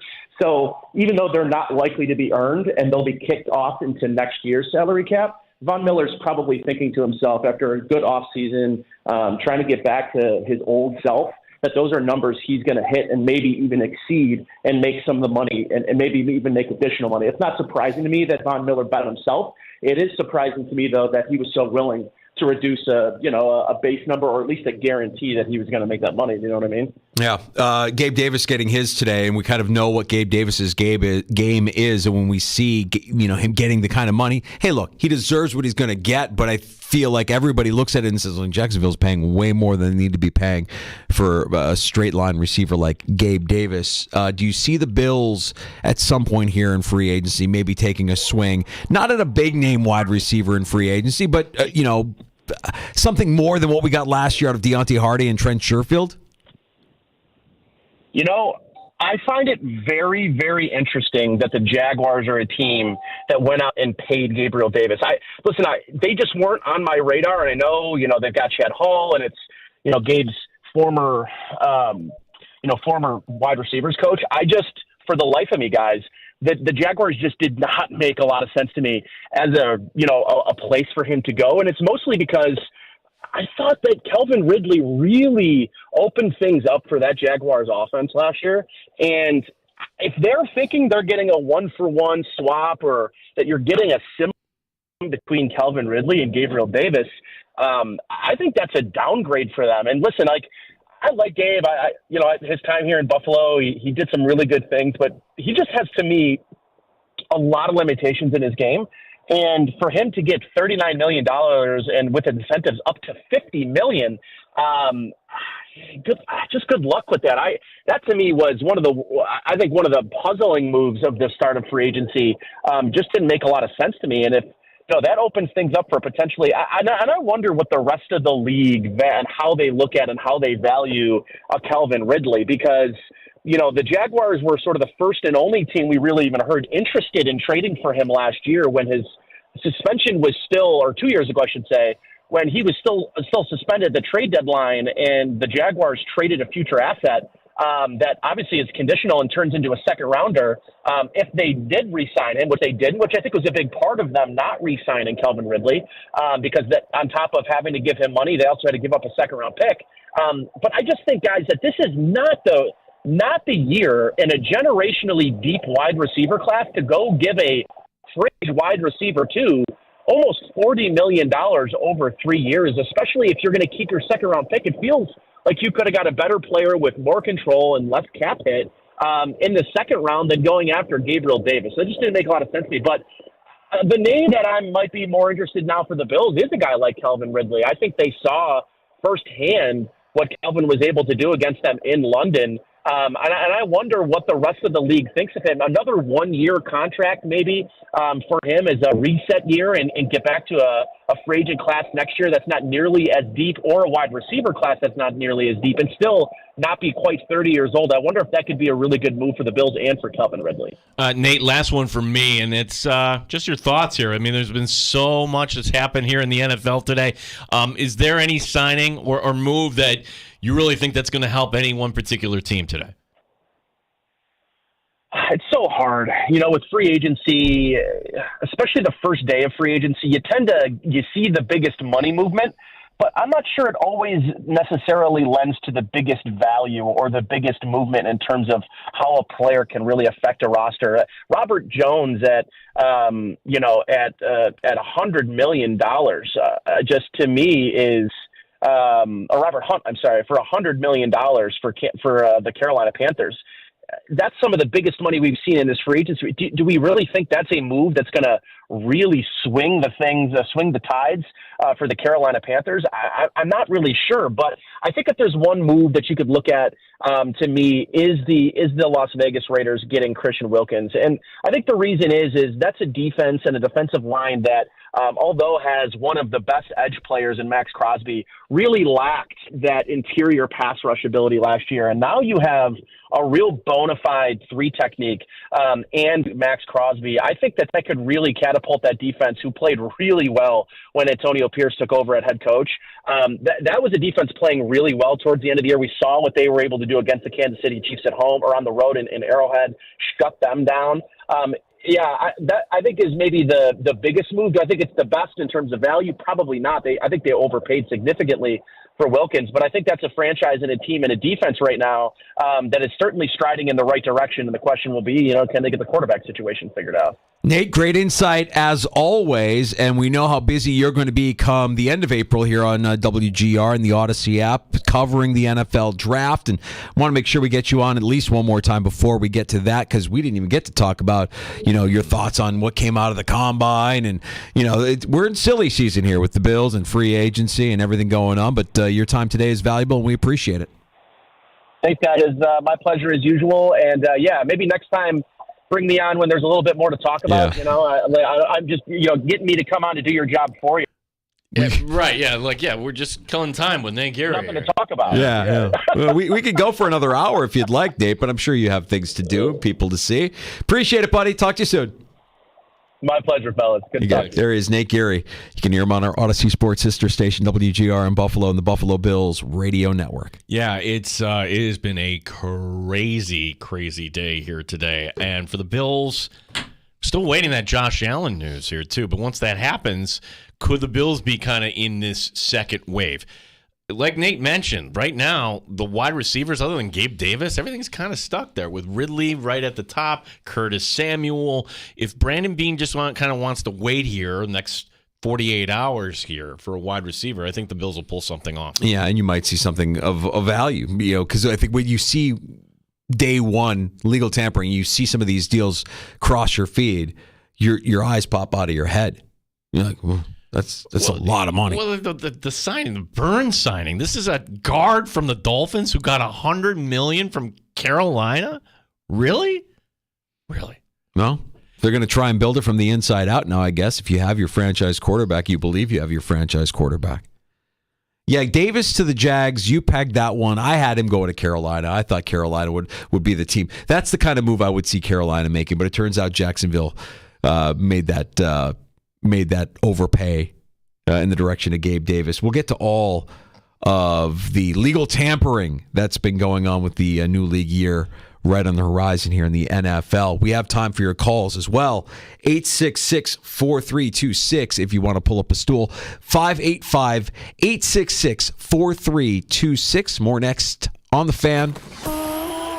You're listening to The Sports Bar with Danger and Battaglia on 90.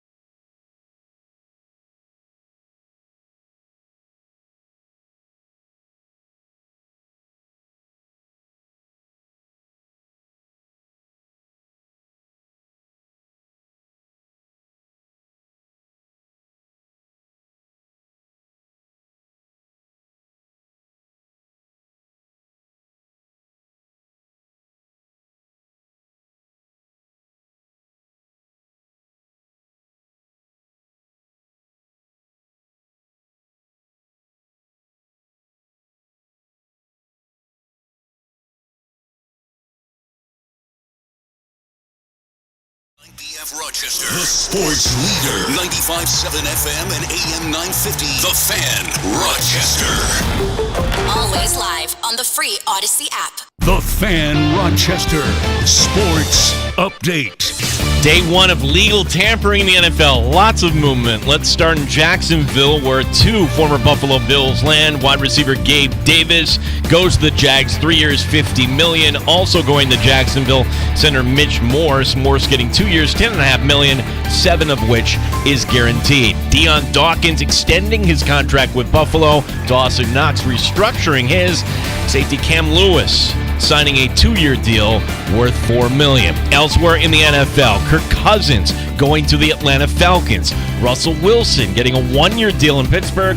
Saquon Barkley heading to the Philadelphia Eagles. The Giants then go sign former Buffalo Bill running back Devin Singletary. Running back Josh Jacobs going to Green Bay. Christian Wilkins lands with the Las Vegas Raiders. Gene Battaglia, the sports leader. The Fan, Rochester. The Sports Bar with Danger and Battaglia. The start of legal tampering. Russell Wilson is signing with the Pittsburgh Steelers, and I like it. I love it. Hey, Steeler Nation, let's weld. The Buccaneers and quarterback Baker Mayfield reportedly agree on a 3-year deal worth $100 million. Kirk O'Chains, Kirk Thuggins, Justin Fields. Shark one, Sharkley. Chris Jones. Bengals wideout T. Higgins has reportedly requested a trade on the heels of getting the franchise tag. Michael Pittman in Indianapolis. The Jaguars are acquiring Mac Jones in a trade with the New England Patriots. Mitch Morse. Gabriel Davis. The Bears are doing the right thing, planning to build a new stadium in the city of Chicago again. The Bears and DeAndre Swift. You already Snow University. Same thing with Dawson Knox. Cam Lewis. Mike Danger, So what are we talking about, Gino? Gene Battaglia. Talking about Bills free agency. How big do you think this team attacks free agency? Go Sabres. And the Hammers come away with this huge victory over the Utica Comets. Have now moved into third place again. 95.7 FM and AM 950 The Fan, Rochester. It is happy hour in the sports bar. We welcome you in at 95.7 FM, AM 950. The free to download Odyssey app, your smart device, when you ask it to play 95.7 The Fan. We've also got the video stream up our YouTube channel at The Fan Rochester on Twitch as well. I'm Danger. That is Battaglia. More good news if you're a fan of the Buffalo Bills and the compensatory draft pick formula. Yeah, because, well, you lose Gabe Davis. Now, there's one report that would equate to a fourth-round pick, but who the heck knows? It's what goes in, what goes out, how many games you get played. But as we're talking Dangerous, I'm finishing the update. I'm like, oh, this just came across Ian Rappaport. We have the breaking news on her? Oh, we do have. This is breaking news because relevant to the Bills. It really hit me. I didn't know it was coming back that far. Leonard Floyd signing a 1-year deal with the San Francisco 49ers. Wow. So for somebody that we thought maybe would wait a little while in free agency, Floyd, he just keeps delivering. All it took for him was to leave Chicago, and he just becomes a good player, like many other NFL players. He really was a nice piece for the Buffalo Bills. Where are you going to get that production? Yeah. Where in free agency? Where in free agency? Are you swinging for the fences? Are you investing more draft capital at the position? Epeneza's still out there. Daquan Jones is still out there. Daquan Jones is still out there. Yeah, Leonard Floyd, Gabe Davis, now 2 free agents that would qualify in helping you for the compensatory draft pick formula in 2025 if you're keeping score at home. Also, this story just kind of in here because this is a reminder, whatever we have today doesn't become official till Wednesday. So we had the story from earlier. We had so much going on, not reporting on a kicker, but the report that Will Lutz was going to Jacksonville. No, he changed his mind. He's staying in Denver with Sean Payton. Yeah. Well, here's what we do know, and there's a lot. So let's try and cycle through some of what we've learned today with the start of the NFL's legal tampering window before the league year gets underway, as you mentioned, on Wednesday. And we'll start with the Bills and moves that have been made that are Bills or Bills related. And the big one is the extension for Bills left tackle Deion Dawkins. Well, we should start with how Deion Dawkins had an expert troll job today to the fact that like a lot of Bills reporters there, and even the aggregate guy, Doug Kleinman, reporting, oh my gosh, Deion Dawkins has left Buffalo. Well, Deion Dawkins tweeting this out. It lasted, Buffalo. Peace sign. Exited. Excited for my next chapter of my football career. I wonder if it's okay to eat ranch now. Well, no. Big time troll. 5 minutes later, the extension for Deion Dawkins announced. Big time troll. Look, 3 years, $50 million extension for a guy that's been available, who's been a Pro Bowler the last 3 seasons in Buffalo, and a guy that sure sounds like he's going to continue to be everything we want him to be at left tackle. I'm going to get better. I'm planning on more Pro Bowls, more All-Pros, more all of that. If we're talking about self stuff, like I'm planning on being the best version of myself again and again and again and again and again and again. And for the community. That's great. I love hearing Deion Dawkins be an advocate for Buffalo, calling Buffalo home. It felt like during the drought era, you didn't have a lot of players really advocating for Buffalo, saying, you know what, this is where I want to be. This is home. I love being here. And Dawkins, how much does he love being here? He loves being here so much that he's having fun with all of us. He's playing with our emotions. He's toying with us. He's just, that's who he is. We should have known at the ranch line, right? Yeah. Like he's not going to do that and, face everybody. So he comes back 60 and a half. It could be with incentives and good for him. And we don't have the exact number as far as what the cap relief is because, well, quite honestly, there's so many things coming through here. We'll figure this out as we go along. But the other story today, and we don't have the numbers on the cap relief here, but you're going to hear the word restructure.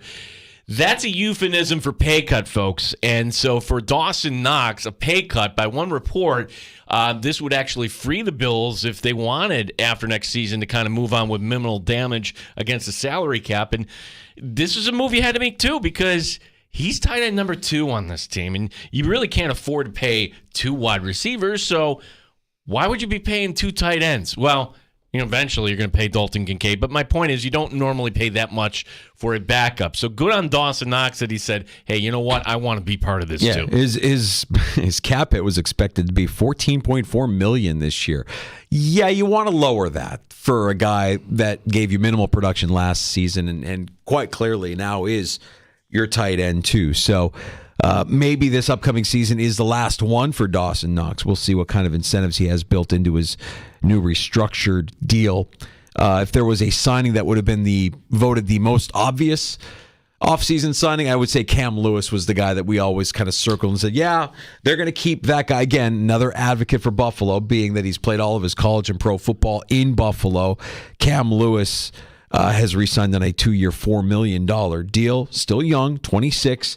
And as we were discussing with Nate Geary last hour, somebody that gives the Bills a lot of positional flexibility. He is a plan B at many, many positions on the field. And I just have the picture of Justin Jefferson ripping the ball away from him. Yeah, so that to me, that is... With that contract, I look at like, if you draft well, maybe you get some other things. I don't think his position on the 53 is guaranteed. I'll put it that way. To me, you're signing value guys as Taylor Rapp and Cam Lewis. So, sure, did anything unexpected happen for the Buffalo Bills today? No, but I'll just say this. There is one big thing that's just still kind of sitting out there. What's going on with Josh Allen? Like, I thought by now we would have had hey, they converted his base to bonus, and the Bills are going to have all this money to spend. Are we led to believe here that maybe they won't do this to try to save for future years? 13 Wham's Mike Catalan joined us earlier today. Said, no. This is happening. I'm just wondering, what are you going to do with that space, though, eventually when it does happen? Well, there's still plenty of names out there. The name that we've talked about a little bit this afternoon, being that it's kind of fresh in our minds, and he was just let go after declining a restructure in San Francisco. That's Eric Armstead, defensive tackle. Now, he's not that much younger than what you would have in Daquan Jones, and he'll probably command a higher dollar than the Bills would invest in a player like Daquan Jones, but maybe it's something along those lines that you might be thinking for the Bills. Like if you wait until you see the value present itself, and then you pounce because you have the ability to do so. It doesn't really happen until you get that Josh Allen restructure taken care of, and we'll kind of wait until Wednesday, I think. Before then, at some point, you would think that news will come down. Yeah, is a lot of other things happening today, too. Quarterbacks. All right, so as expected, well, Florio had it a couple weeks ago. You have Kirk Cousins going to Atlanta. Do you now all of a sudden say in an easy division, this is a clear path for the Atlanta Falcons to be the quote-unquote surprise team in the NFC? I don't, because I think in the same division, you saw another team do the right thing and bring back Baker Mayfield. That the Bucs, who won the division last year, could very easily win the division again in 2024, even with Kirk Cousins in Atlanta. It's a new coach. It's a new coaching staff in Atlanta. You have talent on the offensive side of the ball. I don't know what Kirk Cousins is going to be post Achilles. I mean, that's a tough injury to come back from. And sure, he looks good throwing the ball around inside a gymnasium. How is he going to look when Cousins historically has taken a beating through his career. He gets hammered into the turf. So I'm not as enthusiastic about that as I would be maybe about the Baker Mayfield deal. The Baker Mayfield deal might feel like a lot of money, but that's a guy who bet on himself, took the one-year deal when a lot of teams didn't even want to entertain the idea of bringing him in. $100 million with $50 million in guaranteed for Baker Mayfield over the weekend, another $15 million in incentives. I still think Tampa could be the team to beat there in the South. Yeah, so compare those dollars what Cousins got today. 4 years, $180 million. 4 years, $180 million for a guy who wilts in prime time. $45 million for captain checkdown. Yeah, right. For one playoff win, Kirk Cousins. $45 million per season if you average that out. Let's now put that against another team that has to pay their quarterback. Like Armando Salguero was reporting that the negotiations right now between Tua and the Dolphins is looking like $50 million a year for Tua. Sure. And as a result, hey, everybody out the door here in Miami. Christian Wilkins, we can't afford you. Andrew Van Ginkel, we can't afford you. The guard Burns, he gets big money from Carolina. So big exodus today down in Miami. And gosh, to think about what the Raiders have done here by bringing in Christian Wilkins. I like that move, I think, the best. I mean, there's a lot of money tied up into that. That's a 4-year, $110 million deal with $84.75 million in guarantees. But when you think about that defensive line now with Crosby and Wilkins, if you're going to get after Patrick Mahomes, I like their chances better than anything that the Bills have on their defensive line. There was a report that the Browns were in on Christian Wilkins. I'm thinking, oh boy, you put him on that line, like if they get anything competent out of Deshaun Watson, I think he's that good. And from a competitive standpoint, just the AFC East, did the Dolphins get better today? No. Did the Jets get better today? No. What did the Patriots do? Well, Mac Jones is in Jacksonville now, so they got better. They got better. They signed Gibson. The Patriots signed Antonio Gibson, running back. Wow. No, the idea that Christian Wilkins is out of the division, that was a guy that I saw too often in the backfield chasing around Josh Allen. So, to me, the Dolphins are really starting over on the defensive side of the ball. Oh, remember, Danger, they don't have a third-round pick. So, good luck to everybody in Miami. The running back market this year feels different than it has in years past, that there might be just a little bit more being invested in some of these veteran names. And I don't have all of them here, Gino, so I'm going to ask for your assist on some of these. But I can tell you that Tony Pollard is headed to the Titans, 3 years, $24 million. Same deal for DeAndre Swift in Chicago. Feels like a lot of money for those guys. What about the deal that was thrown to Saquon Barkley to the Philadelphia Eagles? $26 million guaranteed bonus up front, second most all time for a running back. So he is your new running back in Philadelphia. And the knock on Saquon, while he's not healthy, like it's been pointed out, in his 6 years in the league, he has played 5 of those 6 years at least 13 games. So it's kind of an all-in move for Philadelphia because they don't normally would pay a running back like that. So good for Philadelphia that they kind of upgraded at that position. I think the shocking one is in Green Bay. That's a team that never spends money. Yeah. And here they were going out and buying a Josh Jacobs today. I got to pull up those numbers, but as a result, Aaron Jones hit the bricks. So he's now a free agent, and the Packers not done. They actually get Giant safety Xavier McKinney. So the safety market also kind of heating up today. Yeah, the Geno Bell going from Baltimore to Cincinnati. Darn it. Yeah, one of the safeties that you could have had targeted for the Buffalo Bills, sure. Also, one of our favorites, a guy that spent the beginning of his career in Buffalo, getting his in the running back market today, and that would be Devin Singletary. Devin Singletary getting 3 years out of the New York Giants after spending 1 year with the Houston Texans. Yeah, good for him, too. Like last year, another example of a guy who really didn't get paid and was okay last year for the Texans. Came on strong at the end, man. Down the stretch and in the playoffs, Singletary was nice. He looked good. True. He looked good. So, and the familiarity with Daboll, I have a feeling Daboll will know how to utilize Singletary, get the most out of him in that backfield for the Giants. That will now be without Saquon Barkley. Ooh, all right. So, Giant fans, if you're upset about this, okay, check the source. Okay, no, this is a legit source. Ow! It really hit me. I didn't know it was coming back that far. Giants might be ready to pull off the biggest trade here. Reports out of Fox Radio in Charlotte. I've seen this other places that the New York Giants are trading for Carolina pass rusher Brian Burns. Really? Yeah. Franchise tagged, right? Correct. So they're going to have to give something up. They're not giving number 6 up overall, but what? A second-round pick? Carolina needs to restock the cupboards there, obviously, after they moved up to get their quarterback young. Whew. Brian Burns is good. I was thinking maybe that would have been the Brandon Bean big ball move. Well, there. maybe that's why he's going to the Giants. maybe that's what it is. Maybe the Giants got word that was the apple of McDermott's eye, and they wanted to get in front of that. That's an interesting report. So it's interesting. The NFL info guys have not yet touched this, but Giants Twitter is all abuzz right now. Okay, yeah, very good. Other moves from the last few days, if you haven't heard, Baker Mayfield, as we mentioned, going to Tampa. Let's not forget Russell Wilson.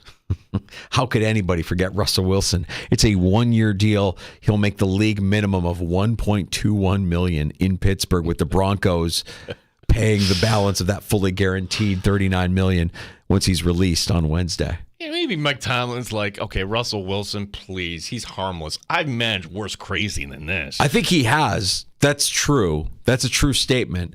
And if anybody can get Russ to cut the S, then my guess would be it would be Mike Tomlin. But I do believe that this move comes with some risk, even though it's not a lot of salary. It's a player that Denver said, you know what? We'd rather eat $80 million than have this guy around our organization ever again. Well, what would be the risk, though? Like, if the risk is he plays well in the preseason, but you still got Pickett and he's playing well, oh, my goodness, this team needs a quarterback. You flip him for a late-round pick, voila. There's no cap damage. In fact, if it goes really bad, meaning Russ comes in and he didn't learn anything, he's being goofy and dorky and the locker room hates him. All things that will happen. Yeah, so... All right. Well, if the locker room hates him, then wouldn't they gravitate toward Kenny Pickett? Yeah, that's the positive for Pittsburgh. They get to, in a backhanded way, not admit that they're wrong on their first-round draft pick at quarterback in Kenny Pickett, and Kenny Pickett goes out there and still gets to start over Russell Wilson. That'll be a fascinating camp storyline to follow. We heard over the weekend that somebody that we were talking about on Friday, in Chiefs defensive tackle Chris Jones. Man, I just wanted somebody to make it difficult for him. Give him an offer that makes it a little bit more challenging for him to stay in Kansas City. Well, 5 years, $95 million guaranteed for Chris Jones. He's staying with the Chiefs, and they keep the interior of the defensive line intact. T. Higgins wants a trade out of Cincinnati after being franchise tagged. Michael Pittman will have the franchise tag lifted from him. he will stay in Indianapolis on a 3-year contract and potentially hit free agency while he's still in his 20s at the conclusion. We talked a little bit about Eric Armstead being released after refusing to take a pay cut with the Niners, and the Niners going ahead and signing Leonard Floyd to a 2-year deal. Can we go back to T. Higgins? Sure. I mean, who's going to be the better player, the wide receiver you drafted 28 or T. Higgins?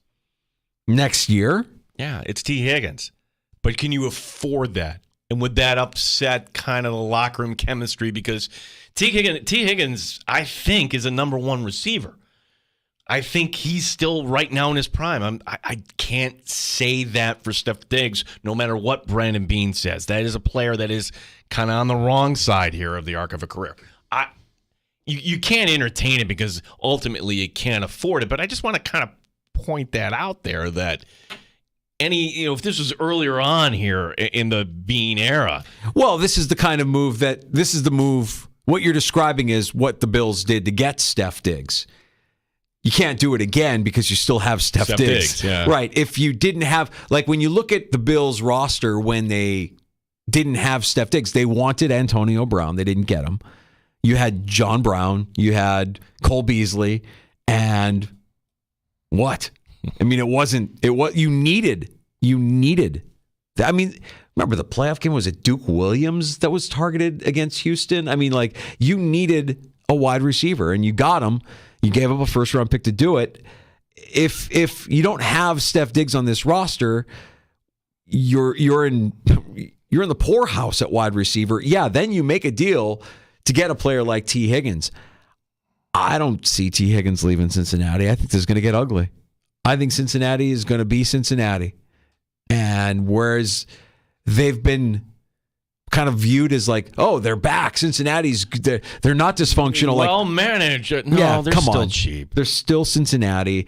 And it feels like you might have a disgruntled player playing in 2024 on the franchise tag for the Bengals because why else tag him? I mean, you want him under your control for one more year while you can with Burrow, with Chase, still a formidable offense with Higgins in the mix. I don't think he goes anywhere. I don't think they let him go. I think they fight it out with this guy.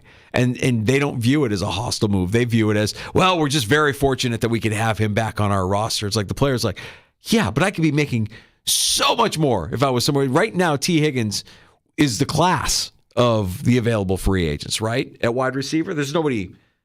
Calvin Ridley? I mean, you take T. Higgins all day over Ridley. So Leonard Floyd, when he was on the street last year, 1 year, $7 million. That was in June. It was like, yeah, everybody was kudos, and that worked out. He's going to get much more than that. It's actually a 2-year deal, $20 million from the Niners. Now, how much of that $20 million will he actually see? Just kind of getting the detail on that. Yeah, good for Leonard Floyd. Kind of surprised he went this early in free agency. I thought that it would be like last year, but he really showed that he still has a lot of game left, and good luck for the Buffalo Bills now trying to find and replace that production. If you're thinking it's going to come from a Von Miller who's decided to bet on himself, I'm not holding my breath on that. They have to get active here and find a defensive end to replace Leonard Floyd, to find somebody that can replicate that get those kind of results for you. I don't know that it's a guy like A.J. Epineza either, for what it's worth. I really don't. We'll see. Epeneza's still out there. Daquan Jones is still out there. Dane Jackson may be out there till Wednesday. Remember, none of this stuff becomes official until Wednesday. But I think back to the year you were off on vacation, Danger. It was, I think it was like Wednesday when the Von Miller thing kind of dropped. So we're only kind of at the beginning here, but just feels like like we've had a lot already. Yeah, and there will be more names shared, and there are more dominoes to fall. The league year gets underway Wednesday. Legal tampering underway. I think we nailed most of the names that are out there, the big names that are out there that have gotten signed or that were active today. So here's an update on the Brian Burns, the Giants. This is Diana Rossini. The Panthers and Giants have been discussing a trade for Brian Burns for a while. I'm told at this point it's not complete, and there's hope they can get there. We'll see if it's finalized. Brandon Beane swipe in there. Come on. Zoom. Zoom. Go in there. Come on. You know the ins and outs of what works in Carolina there. Yeah, you have to add more value to the trade market there for Burns and add a third person in there just to complicate matters for your protege in New York? We'll see. Let's get to a round of shots next. Yeah, all the things that happened outside of the NFL we'll get to here. Oh, dude. The Sabres. That was on Saturday. I think we'll recap this coming up in shots, but I would say that was the wildest ending to any Sabre game, and you can make the argument any NHL game, really. Yeah, pretty insane ending. I mean, look, in a season that's lost, I don't know if it means anything. No, but at least it was. We were talking about it. It was interesting at minimum. Yeah, and with the Sabres playing the way they are, chances are you might have missed it. So we'll kind of review that. We'll get to a lot of basketball here. One team that's really going into the tank in the NBA, and hey, the Savannah Bananas. Do you remember them, Danger? I know of them, right? Yeah, I see their little clips on social media. We'll tell you how close they're going to be coming to town. All right, very good. A round of shots and last call still on the way before 6 o'clock. If you want to pull up a stool, our number is simple, 585-866-4FAN, 866-4326. You're listening to the Sports Bar.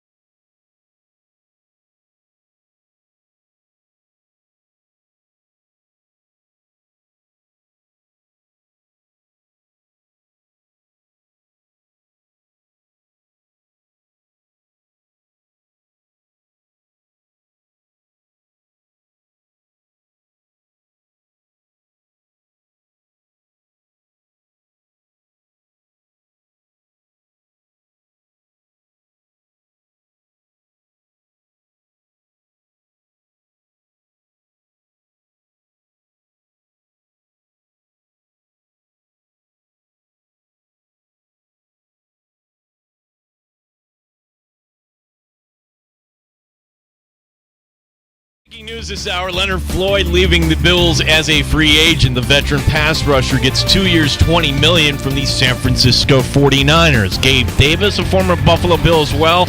A wide receiver gets 3 years, $50 million from Jacksonville. Also joining the Jags is center Mitch Morse. Morse getting 2 years, $10.5, 7 of which is guaranteed. Deion Dawkins extends his contract by 3 years. Dawson Knox restructures. The Bills did bring back safety Cam Lewis. That's a 2-year deal worth $4 million. Kirk Cousins going to the Atlanta Falcons. Other deals in the NFL. Russell Wilson gets a 1-year deal in Pittsburgh. Saquon Barkley headed to the Philadelphia Eagles.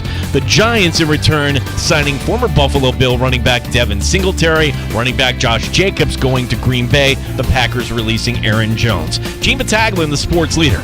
The Fan, Rochester. Epic victories, heartbreaking defeats. No matter your team, no matter your game, we talk sports. The Fan, Rochester. You know, it just came to me as we're talking about Gabe Davis signing with Jacksonville, Leonard Floyd signing with the Niners, the Bills now up to in the compensatory, available free agents for the compensatory draft pick. They're going to start signing their own guys. Just going to bring these guys in, guys that were here last year. Yeah, and then that way you get the extra 4th or 5th rounder. Right. Yeah, right. So bring back a Daquan. If all things are equal, Daquan Jones or Armstead, you could see, I listen to what you're saying. No, I get it. I think at the end of the day, Brandon Beane isn't going to want to spend the kind of money that Eric Armstead believes he's worth. I mean, let's face it, he's out of San Francisco because they wanted him to take a pay cut, and he said no. So how are you going to convince that guy that you're not worth what you think you are? And by the way, come play in Buffalo when you could very realistically bring in Daquan Jones, bring back A.J. Epineza, and you still have that extra potentially 3rd-round compensatory draft pick formula. It could be even higher than that when you consider how much Gabe Davis and Leonard Floyd could be on the field for their 2 new teams. Don't laugh. Dane Jackson, too. Oh, sure. Yeah.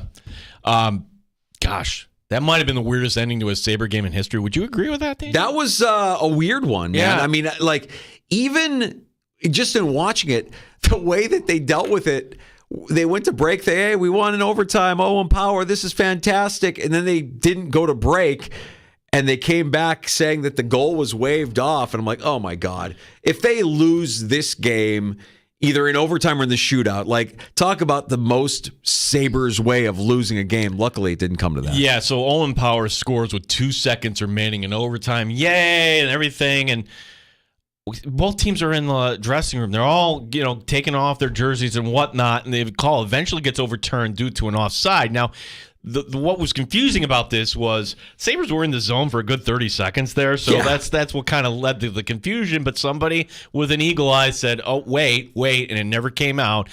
Buffalo would get the 2 points thanks to an Alex Tuck shootout goal against the Oilers. Sabres back home tomorrow night against Detroit. By the way, they got it right. They did get it right. In the postseason especially, the NHL, I want to see them get the calls right more than anything. Hey, you won the Stanley Cup. Yay! Right. Yay! Get it right. If the NHL of all leagues can get calls right, the NFL has no excuse. If in their only Friday, Saturday, Sunday weekend of the season, the Amherst get 4 of a possible 6 points, splitting the home and home with Syracuse. And then they got a 3-2 win over Utica on Sunday. As a result, the Amherst now in 3rd place in the North, 1 point ahead of Toronto. 3rd place is not bad. That way you avoid the 4-5 play-in round. Rochester facing Syracuse again this Wednesday night before returning home Friday against Toronto.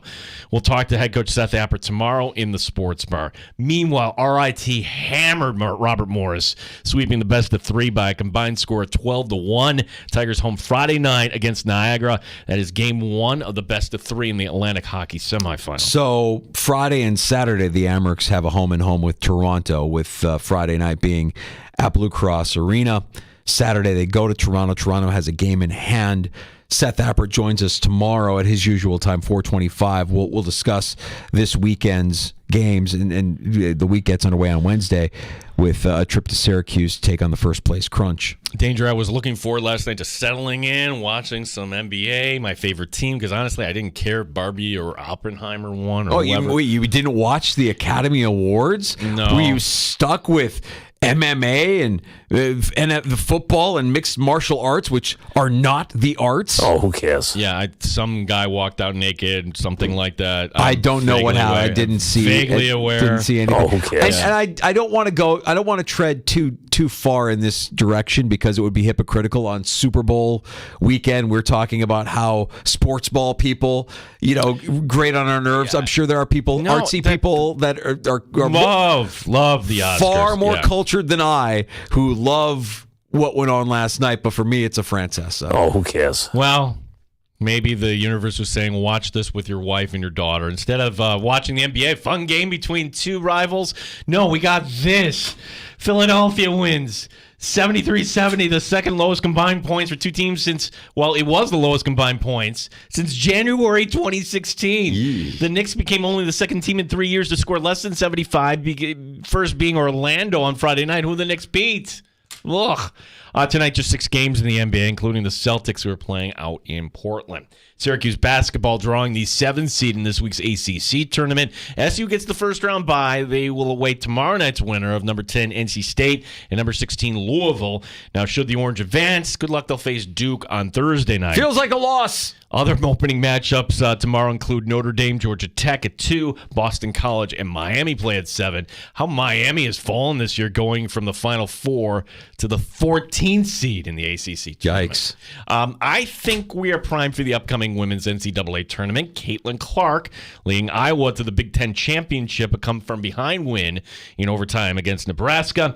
Meanwhile, South Carolina will be the number 1 overall seed, this for their championship in their conference over LSU. But all anyone's talking about from that game, Danger, is how both benches cleared in that game. 6 ejections. Well, almost both benches cleared. Fans were quick to point out that Angel Reese of LSU did not defend her teammates. Reese took to social media and didn't exactly make anything better. Quote, as a person of my status, sometimes you have to walk away from certain situations. What's that status? Because according to your coach, you have not arrived. You have to have some level of 2, 3, 4, and 5 years of consistency to say the program is back. You hear it all the time. I see it in football, college football. You'll see these kids go win an exciting bowl game and they'll go, we're back. And then the next year they get their butts kicked. You're not back until you do it at a high level for a period of time. The hair pulling was, that was pretty obvious. Yeah, that's the irony, is that kind of started Camila Cardoso. If you're not familiar, she might be best player in the South Carolina's team. That was one of the things that led up to the fight. Cardoso apologized, by the way, too. So all good. We're ready for that. I wanted to hear what Kim had to say, what Kim Mulkey had to say. They need to quit the S and just play basketball. Yeah, there was one exchange with a reporter where it used to be Pop used to do this sort of stuff, and it was just very kind of uncomfortable. So give us more Kim Mulkey this tournament, please. Finally, former Major Leaguer Roger Clemens was on the mound this weekend wearing the all-yellow uniform for the Savannah Bananas. He gave up a 2-run homer in 1 inning of work. Also pitching was former Houston Astro Roy Oswalt. It was the first barnstorming tour for the Bananas this year, the first stop. First time they played in a Major League park as well. Sold out in Houston, 41,000. Now, if you're wondering, are the Bananas coming to Rochester? The answer is no, but they are coming to Buffalo, July 5th, 6th, and 7th. There are 3 Major League parks they'll play in this year as well, Philadelphia, Miami, and in June they'll be at Fenway. Good for them. We've found Major League Baseball's Harlem Globetrotters, and it's a lot of fun. They don't take it as seriously as the pros take it, that's for sure. Yeah, a baseball writer would not like the Savannah Bananas. Not a fan. Disrespect the game. Just complete mockery of the game. Yeah. Bat flips and all kinds of shenanigans. Yeah, silly uniforms. Yes. And these antics do not belong in America's pastime. Here is headlines today. Garrett Cole to have MRI and pitching elbow. You nervous Yankee fan? New York Post says it's a dire Yankee injury concern. Well, yeah. Yeah. You think? Yeah. Might be an issue. We'll keep monitoring that. That would suck. That would just suck for baseball. Beyond the Yankees, that would just suck. You never want to see one of the best players in the game miss an extended amount of time. And if it's the worst case scenario, it would be the entire season, right? Yeah, maybe you can. You're probably hoping, all right, maybe shut him down here, give him some time off, give him one of those plasma injections that I want to say Tanaka had something like that. Who knows what it is, but the MRI was happening today, and somehow we get an update before we sign off. We'll pass that along. All right. We'll get to last call next at 866-4326, 585-8664-FAN. If you want to pull up a stool, any reaction to legal tampering, we'd love to hear your thoughts. The Buffalo Bills making a couple of moves, no big splash moves, and some moves as expected. And one Buffalo Bill having a little fun at the expense of everybody that follows the NFL. We'll get to that and more next with Last Call on The Fan.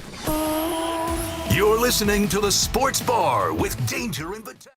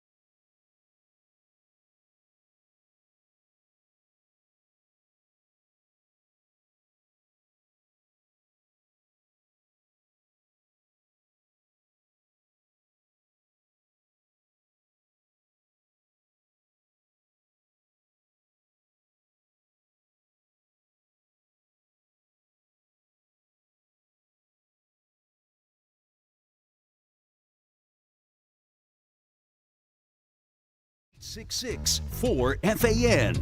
866-432-6. The Sports Bar with Danger and Battaglia on the Sports Leader, 95.7 FM and AM 950, The Fan, Rochester. Well, look at us. Just connecting dots here in the Sports Bar in real time. We were just coming back from our last break. Yeah, you called it, buddy. Saying, you know what? When you get Leonard Floyd out there and the Niners sign him to a 2-year deal, well, now you've got 2 free agents that help you in your 2025 compensatory draft pick formula that are qualified free agents. So now it behooves the Bills to not let their outgoing free agents sign with other teams. You better start signing some of your own. And as we were in break, the Buffalo Bills have signed one of their own. Yeah, so why go out and sign somebody else? Not a surprise. I don't have the dollars here yet, Danger, but Mike Garofalo was the first to report that the Buffalo Bills are bringing back on a 2-year deal defensive end A.J. Epineza. Not a surprise. What I like about that is just 2 years. Somebody's second contract.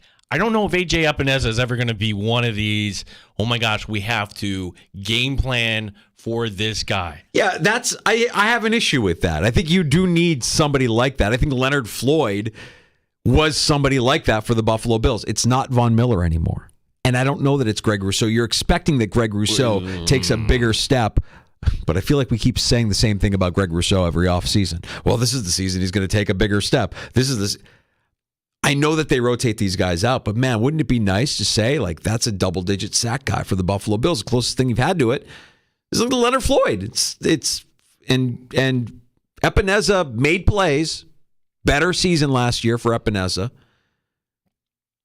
I don't hate the signing, but I do think that they still need some more teeth on that defensive line. Yeah, my dream would have been, again, this is not confirmed, but the speculation is that Brian Burns is going to get traded to the Giants. Like, whoa, that would have been something. Now, of course, everything's in, can you afford it? You got to look through that filter, but that's the type of defensive end, and the Buffalo Bills made that move once upon a time with Von Miller.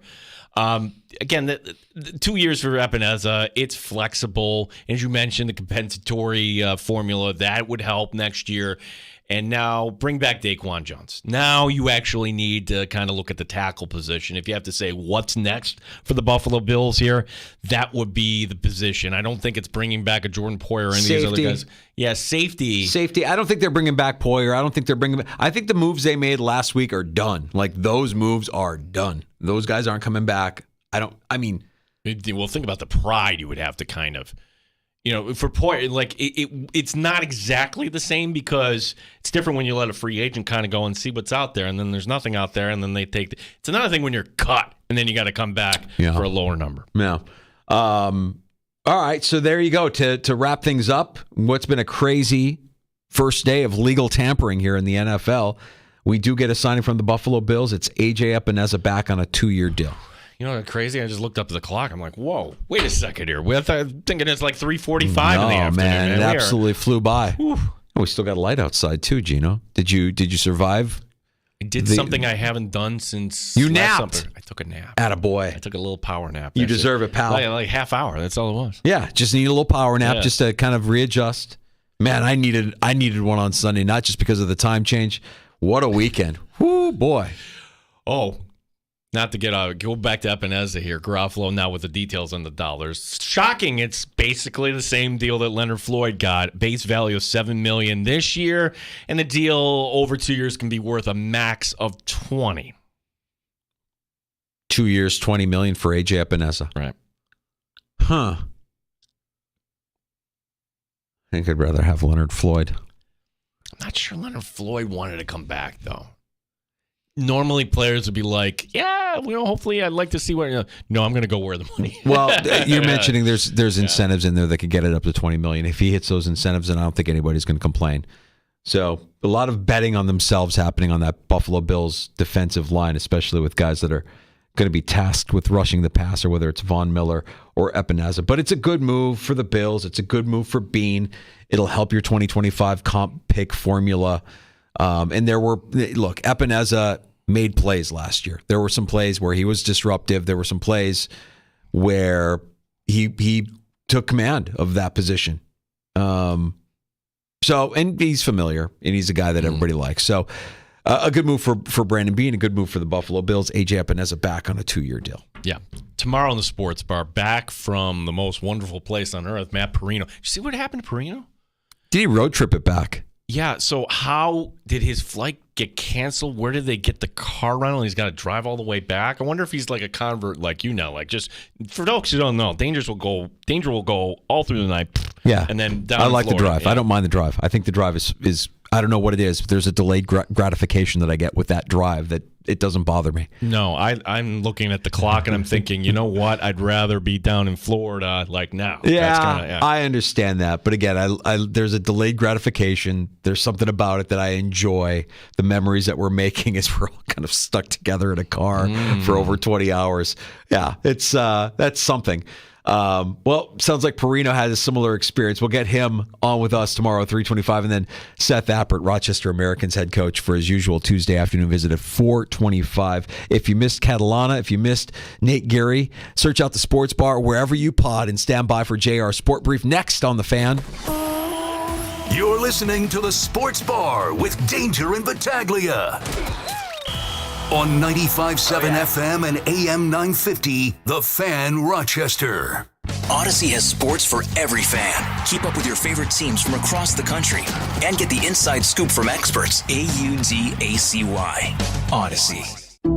Some people just know bundling with Allstate means